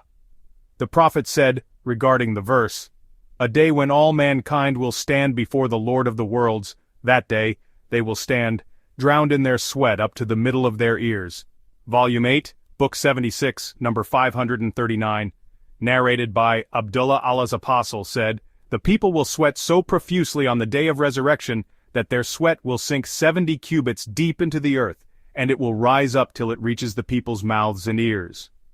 Volume 8, Book 76, number 540, narrated by Abdullah. The Prophet said, "The cases which will be decided first, on the day of resurrection, will be the cases of bloodshedding." Volume 8, Book 76, number 541, narrated by Abu Hurairah, Allah's Apostle said, "Whoever has wronged his brother should ask for his pardon, before his death, as in the hereafter there will be neither a dinar nor a dirham. He should secure pardon in this life, before some of his good deeds are taken and paid to his brother, or, if he has done no good deeds, some of the bad deeds of his brother are taken to be loaded on him in the hereafter." Bear 542, narrated by Abu Sa'id al-Khudri. Allah's Apostle said, "The believers, after being saved from the hell fire, will be stopped at a bridge between paradise and hell, and mutual retaliation will be established among them regarding wrongs they have committed in the world against one another. After they are cleansed and purified, through the retaliation, they will be admitted into paradise, and by him in whose hand Muhammad's soul is, every one of them will know his dwelling in paradise better than he knew his dwelling in this world." Volume 8, Book 76, number 543, narrated by Abi Mulaika. Aisha said, the Prophet said, "Anybody whose account record is questioned will surely be punished." I said, "Doesn't Allah say, he surely will receive an easy reckoning?" 84.8. The Prophet replied, "This means only the presentation of the account." Volume 8, Book 76, number 544, narrated by Aisha, the Prophet said, as above 543. Volume 8, Book 76, number 545, narrated by Aisha Allah's Apostle said, "None will be called to account on the day of resurrection, but will be ruined." I said, O Allah's apostle. Hasn't Allah said, then as for him who will be given his record in his right hand, he surely will receive an easy reckoning. 84.7-8. Allah's apostle said, that verse means only the presentation of the accounts, but anybody whose account record is questioned on the day of resurrection will surely be punished. Volume 8, Book 76, number 546, narrated by Anas bin Malik. Allah's prophet used to say, a disbeliever will be brought on the day of resurrection and will be asked, suppose you had as much gold as to fill the earth, would you offer it to ransom yourself? He will reply, yes. Then it will be said to him, you were asked for something easier than that, to join none in worship with Allah, that is to accept Islam, but you refused. Volume 8, Book 76, number 547, narrated by Adi bin Hatim. The Prophet said, there will be none among you but will be talked to by Allah on the day of resurrection, without there being an interpreter between him and him, Allah. He will look and see nothing ahead of him, and then he will look again for the second time in front of him, and the hell fire will confront him. So whoever among you can save himself from the fire, should do so even with 1/2 of a date to give in charity. Volume 8, Book 76, number 548, narrated by Adi bin Hatim. The Prophet said, protect yourself from the fire. He then turned his face aside, as if he were looking at it, and said again, protect yourself from the fire, and then turned his face aside, as if he were looking at it, and he said so for the third time till we thought he was looking at it.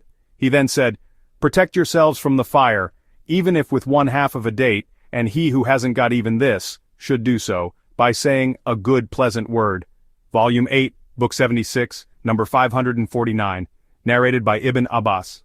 The Prophet said, the people were displayed in front of me, and I saw one prophet passing by with a large group of his followers, and another prophet passing by with only a small group of people, and another prophet passing by with only 10 persons, and another prophet passing by with only 5 persons, and another prophet passed by alone. And then I looked and saw a large multitude of people, so I asked Gabriel, are these people my followers? He said, no, but look towards the horizon. I looked and saw a very large multitude of people. Gabriel said, those are your followers, and those are 70,000 persons in front of them who will neither have any reckoning of their accounts, nor will receive any punishment. I asked, why? He said, for they use not to treat themselves with branding, cauterization, nor with ruqya, get oneself treated by the recitation of some verses of the Quran, and not to see evil omen in things, and they used to put their trust only in their Lord. On hearing that, Ukasha bin Misan got up and said to the Prophet, invoke Allah to make me one of them. The Prophet said, O Allah, make him one of them. Then another man got up and said to the Prophet, invoke Allah to make me one of them. The Prophet said, Ukasha has preceded you. Volume 8, Book 76, number 550, narrated by Abu Hurairah. I heard Allah's apostle saying, from my followers there will enter paradise a crowd, 70,000 in number, whose faces will glitter as the moon does when it is full. On hearing that, Ukasha bin Misan al-Azdi got up, lifting his covering sheet, and said, O Allah's apostle, invoke Allah that he may make me one of them. The Prophet said, O Allah, make him one of them. Another man from the Ansar got up and said, O Allah's apostle, invoke Allah to make me one of them. The Prophet said to him, Ukasha has preceded you. Volume 8, Book 76, number 551, narrated by Sahl bin Sa'd. The Prophet said, 70,000 or 700,000 of my followers, the narrator is in doubt as to the correct number, will enter paradise holding each other till the first and the last of them enter paradise at the same time, and their faces will have a glitter like that of the moon at night when it is full. Volume 8, Book 76, number 552, narrated by Ibn Umar the Prophet, said, the people of paradise will enter paradise, and the people of the hell fire will enter the hell fire. Then a call maker will get up and make an announcement among them, O the people of the hell fire, no death anymore, and O people of paradise, no death anymore but eternity. Volume 8, Book 76, number 553, narrated by Abu Hurairah. The Prophet said, it will be said to the people of paradise, O people of paradise, eternity for you and no death, and to the people of the fire, O people of the fire, eternity for you and no death. Volume 8, Book 76, number 554, narrated by Imran. The Prophet said, I looked into paradise and saw that the majority of its people were the poor, and I looked into the fire and found that the majority of its people were women. Volume 8, Book 76, number 555, narrated by Usama the Prophet said, I stood at the gate of paradise and saw that the majority of the people who had entered it were poor people, while the rich were forbidden to enter along with the poor because they were waiting the reckoning of their accounts. But the people of the fire had been ordered to be driven to the fire, and I stood at the gate of the fire and found that the majority of the people entering it were women. Volume 8, Book 76, number 556, narrated by Ibn Umar Allah's apostle said, When the people of paradise have entered paradise and the people of the fire have entered the fire, death will be brought and will be placed between the fire and paradise, and then it will be slaughtered, and a call will be made, that, O people of paradise, no more death, O people of the fire, no more death.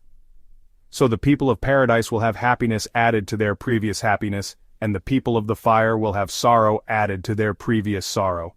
Volume 8, Book 76, number 557, narrated by Abu Sa'id al-Khudri. Allah's apostle said, Allah will say to the people of paradise, O the people of paradise. They will say, Labbaik, O our Lord, and Sadaik. Allah will say, Are you pleased? They will say, Why should we not be pleased, since you have given us what you have not given to any one of your creation? Allah will say, I will give you something better than that. They will reply, O our Lord, and what is better than that? Allah will say, I will bestow my pleasure and contentment upon you so that I will never be angry with you after forever. Volume 8, Book 76, number 558, narrated by Anas Haritha was martyred on the day of the Battle of Badr while he was young. His mother came to the Prophet saying, O Allah's apostle, you know the relation of Haritha to me, how fond of him I was. So if he is in paradise I will remain patient and wish for Allah's reward, but if he is not there then you will see what I will do. The Prophet replied, May Allah be merciful upon you. Have you gone mad? Do you think, it is one paradise? There are many paradises and he is in the most superior paradise of Al-Firdaus. Volume 8, Book 76, number 559, narrated by Abu Huraira. The Prophet said, The width between the two shoulders of a kafir, disbeliever, will be equal to the distance covered by a fast rider in 3 days. Volume 8, Book 76, number 559, narrated by Abu Sa'id. The Prophet said, There is a tree in paradise so huge that a fast or a trained rider may travel for 100 years without being able to cross it. Volume 8, Book 76, number 560, narrated by Sahl bin Sa'd. Allah's apostle said, 70,000 or 700,000 of my followers will enter paradise.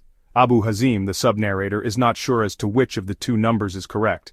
And they will be holding on to one another, and the first of them will not enter till the last of them has entered, and their faces will be like the moon on a full moon night. Volume 8, Book 76, number 561, narrated by Sahl. The Prophet said, The people of paradise will see the Ghuraf, special abodes in paradise, as you see a star in the sky. Abu Sa'id added, As you see a glittering star remaining in the eastern horizon and the western horizon. Volume 8, Book 76, number 562, narrated by Anas bin Malik. The Prophet said, Allah will say to the person who will have the minimum punishment in the fire on the day of resurrection, If you had things equal to whatever is on the earth, would you ransom yourself from the punishment with it? He will reply, Yes. Allah will say, I asked you a much easier thing than this while you were in the backbone of Adam, that is, not to worship others besides me, but you refused and insisted to worship others besides me. Volume 8, Book 76, number 563, narrated by Hamid from Amr from Jabir. The Prophet said, Some people will come out of the fire through intercession looking like the Tharir. I asked Amr, What is the Tharir? He said, Ad-Dagabis, and at that time he was toothless. Hamad added, I said to Amr bin Dinar, O Abu Muhammad, did you hear Jabir bin Abdullah saying, I heard the Prophet saying, Some people will come out of the fire through intercession? He said, Yes. Volume 8, Book 76, number 564, narrated by Anas bin Malik. The Prophet said, Some people will come out of the fire after they have received a touch of the fire, changing their color, and they will enter paradise, and the people of paradise will name them Al-Jahannamiyan, the hell, fire people. Volume 8, Book 76, number 565, narrated by Abu Sa'id al-Khudri. Allah's apostle said, When the people of paradise have entered paradise and the people of the fire have entered the fire, Allah will say, "Take out of the fire whoever has got faith equal to a mustard seed in his heart." They will come out, and by that time they would have burnt and became like coal, and then they will be thrown into the river of Al-Hayat, life, and they will spring up just as a seed grows on the bank of a rainwater stream. The Prophet said, "Don't you see that the germinating seed comes out yellow and twisted?" Volume 8, Book 76, number 566, narrated by An-Nu'man. I heard the Prophet saying, "The person who will have the least punishment from amongst the hellfire people on the day of resurrection will be a man under whose arch of the feet a smoldering ember will be placed, so that his brain will boil because of it." Volume 8, Book 76, number 567, narrated by An-Nu'man bin Bashir. I heard the Prophet saying, "The least punished person of the hell-fire people on the day of resurrection will be a man under whose arch of the feet 2 smoldering embers will be placed, because of which his brain will boil just like al-mirjal, copper vessel, or a kumkum, narrow-necked vessel, is boiling with water." Volume 8, Book 76, number 568, narrated by Adi bin Hatim. The Prophet mentioned the fire and turned his face aside and asked for Allah's protection from it, and then again he mentioned the fire and turned his face aside and asked for Allah's protection from it and said, "Protect yourselves from the hellfire, even if with 1/2 of a date, and he who cannot afford that, then let him do so by saying a good pleasant word." Volume 8, Book 76, number 569, narrated by Abu Sa'id al-Khudri. I heard Allah's apostles when his uncle Abu Talib had been mentioned in his presence, saying, "Maybe my intercession will help him, Abu Talib, on the day of resurrection so that he may be put in a shallow place in the fire, with fire reaching his ankles and causing his brain to boil." Volume 8, Book 76, number 570, narrated by Anas. Allah's apostle said, "Allah will gather all the people on the day of resurrection, and they will say, 'Let us request someone to intercede for us with our Lord, so that he may relieve us from this place of ours.' Then they will go to Adam and say, 'You are the one whom Allah created with his own hands, and breathed in you of his soul, and ordered the angels to prostrate to you. So please intercede for us with our Lord.' Adam will reply, 'I am not fit for this undertaking,' and will remember his sin and will say, 'Go to Noah, the first apostle sent by Allah.' They will go to him and he will say, 'I am not fit for this undertaking,' and will remember his sin and say, 'Go to Abraham whom Allah took as a Khalil.' They will go to him and request similarly.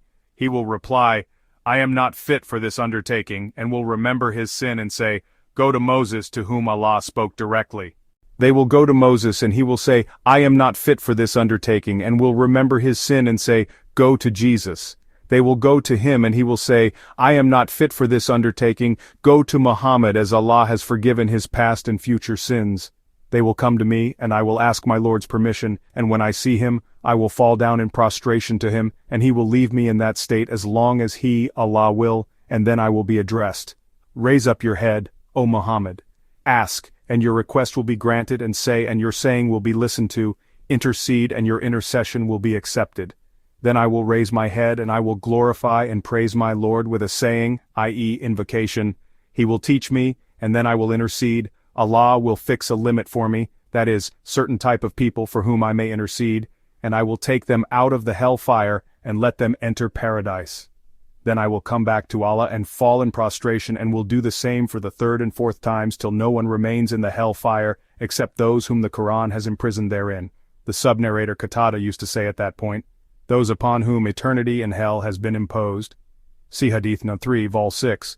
Volume 8, Book 76, number 571, narrated by Imran bin Hussein. The Prophet said, "Some people will be taken out of the fire through the intercession of Muhammad. They will enter paradise and will be called Al-Jahannamiyin, the hellfire people." Volume 8, Book 76, number 572, narrated by Anas the mother of. Haritha came to Allah's apostle after Haritha had been martyred on the day of the battle of Badr by an arrow thrown by an unknown person. She said, "O Allah's apostle, you know the position of Haritha in my heart, that is how dear to me he was, so if he is in paradise I will not weep for him, or otherwise you will see what I will do." The Prophet said, "Are you mad? Is there only one paradise? There are many paradises, and he is in the highest paradise of Firdaus." The Prophet added, "A forenoon journey or an afternoon journey in Allah's cause is better than the whole world and whatever is in it, And a place equal to an arrow bow of any one of you, or a place equal to a foot in paradise is better than the whole world and whatever is in it. And if one of the women of paradise looked at the earth, she would fill the whole space between them, the earth and the heaven, with light, and would fill whatever is in between them, with perfume. And the veil of her face is better than the whole world and whatever is in it. Volume 8, Book 76, number 573, narrated by Abu Huraira. The Prophet said, "None will enter paradise, but will be shown the place he would have occupied in the hell fire if he had rejected faith, so that he may be more thankful. And none will enter the hell fire, but will be shown the place he would have occupied in paradise if he had faith, so that may be a cause of sorrow for him." Volume 8, Book 76, number 574, narrated by Abu Huraira. I said, "O Allah's Apostle, who will be the luckiest person who will gain your intercession on the day of resurrection?" The Prophet said, "O Abu Huraira, I have thought that none will ask me about this hadith before you, as I know you're longing for the learning of hadiths. The luckiest person who will have my intercession on the day of resurrection will be the one who said, 'None has the right to be worshipped but Allah,' sincerely, from the bottom of his heart." Volume 8, Book 76, number 575, narrated by Abdullah. The Prophet said, "I know the person who will be the last to come out of the hell fire, and the last to enter paradise.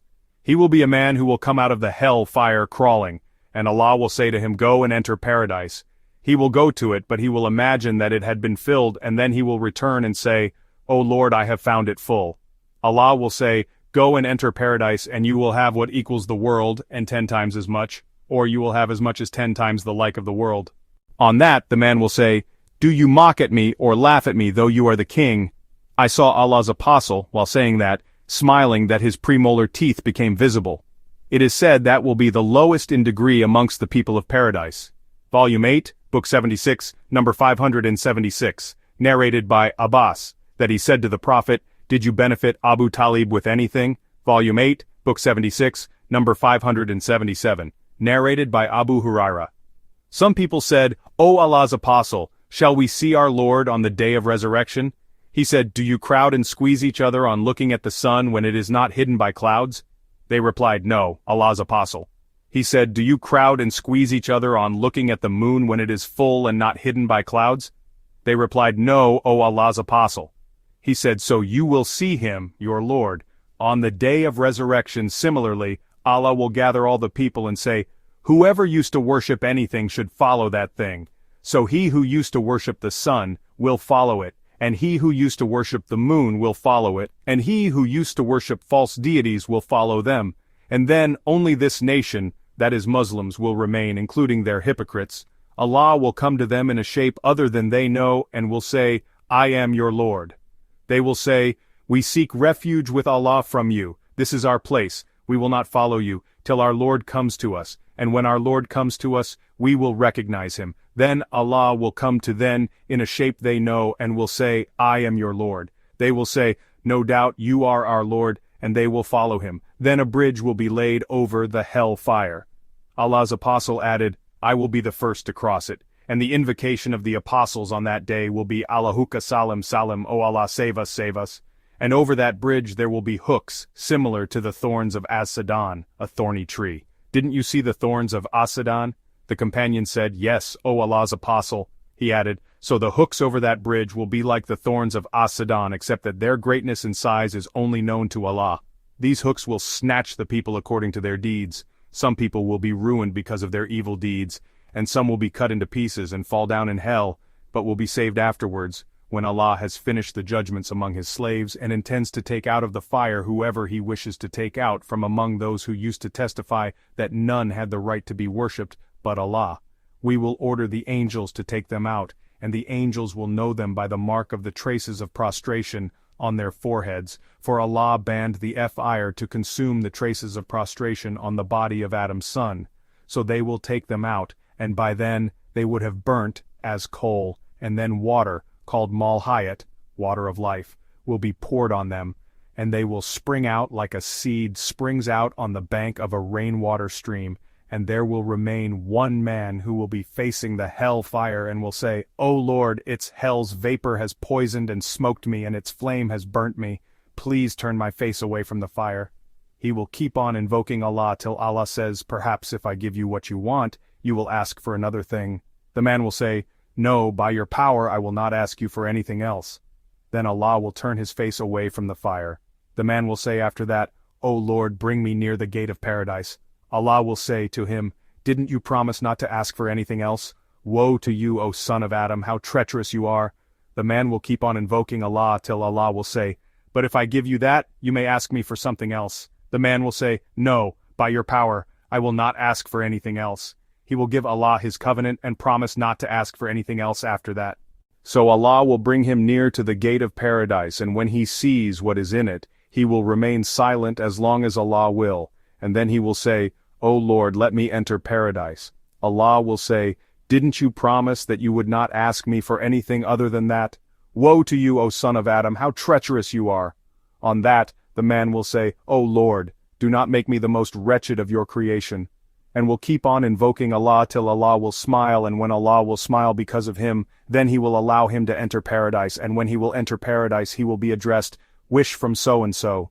He will wish till all his wishes will be fulfilled, then Allah will say, "All this, that is what you have wished for, and as much again therewith are for you." Abu Huraira added, "That man will be the last of the people of paradise to enter paradise." Narrated Atta, while Abu Huraira was narrating. Abu Sa'id was sitting in the company of Abu Huraira, and he did not deny anything of his narration till he reached his saying, "All this and as much again therewith are for you." Then Abu Sa'id said, "I heard Allah's apostle saying, 'This is for you and 10 times as much.'" Abu Huraira said, "In my memory it is as much again therewith." Volume 8, Book 76, number 578, narrated by Abdullah, the Prophet said, "I am your predecessor at the lake fount."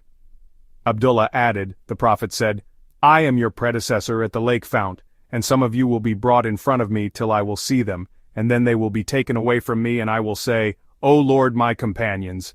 It will be said, 'You do not know what they did after you had left.'" Volume 8, Book 76, number 579, narrated by Ibn Umar. The Prophet said, "There will be a tank, lake fount in front of you as large as the distance between Jarba and Adru, 2 towns in Sham."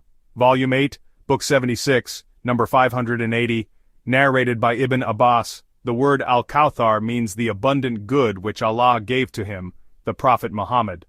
Abu Bishr said, "I said to Sa'id, 'Some people claim that it, Al-Kawthar, is a river in paradise.' Sa'id replied, 'The river which is in paradise is one item of that good which Allah has bestowed upon him, Muhammad."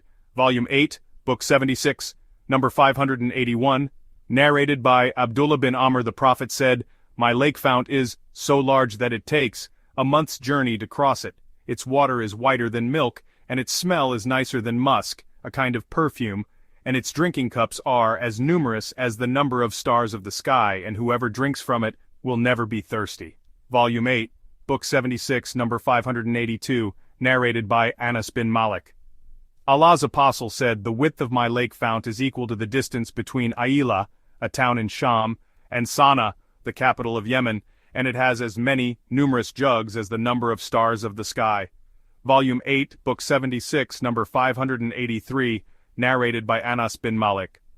The Prophet said, "While I was walking in paradise, on the night of Miraj, I saw a river, on the 2 banks of which there were tents made of hollow pearls. I asked, 'What is this, O Gabriel?' He said, 'That is the Kawthar which your Lord has given to you. Behold, its scent or its mud was sharp-smelling musk." The sub-narrator Hudba is in doubt as to the correct expression. Volume 8, Book 76, number 584, narrated by Anas. The Prophet said, "Some of my companions will come to me at my lake fount, and after I recognize them, they will then be taken away from me, whereupon I will say, 'My companions.' Then it will be said, 'You do not know what they innovated, new things in the religion after you.'" Volume 8, Book 76, number 585, narrated by Abu Hazim from Sal bin Sa'd. The Prophet said, "I am your predecessor, forerunner at the lake fount, and whoever will pass by there he will drink from it, and whoever will drink from it he will never be thirsty. There will come to me some people whom I will recognize, and they will recognize me, but a barrier will be placed between me and them." Abu Hazim added, Nu'man bin Abi Ayyash, on hearing me, said, "Did you hear this from Saul?" I said, "Yes." He said, I bear witness that I heard Abu Sa'id al-Khudri saying the same, adding that the Prophet said, I will say, they are of me, that is my followers. It will be said, you do not know what they innovated new things in the religion after you left. I will say, far removed from mercy, those who changed their religion after me.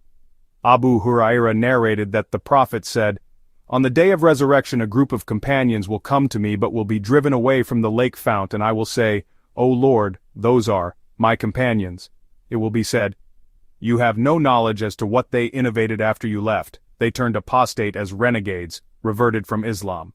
Volume 8, Book 76, number 586, narrated by Ibn al-Musayyab.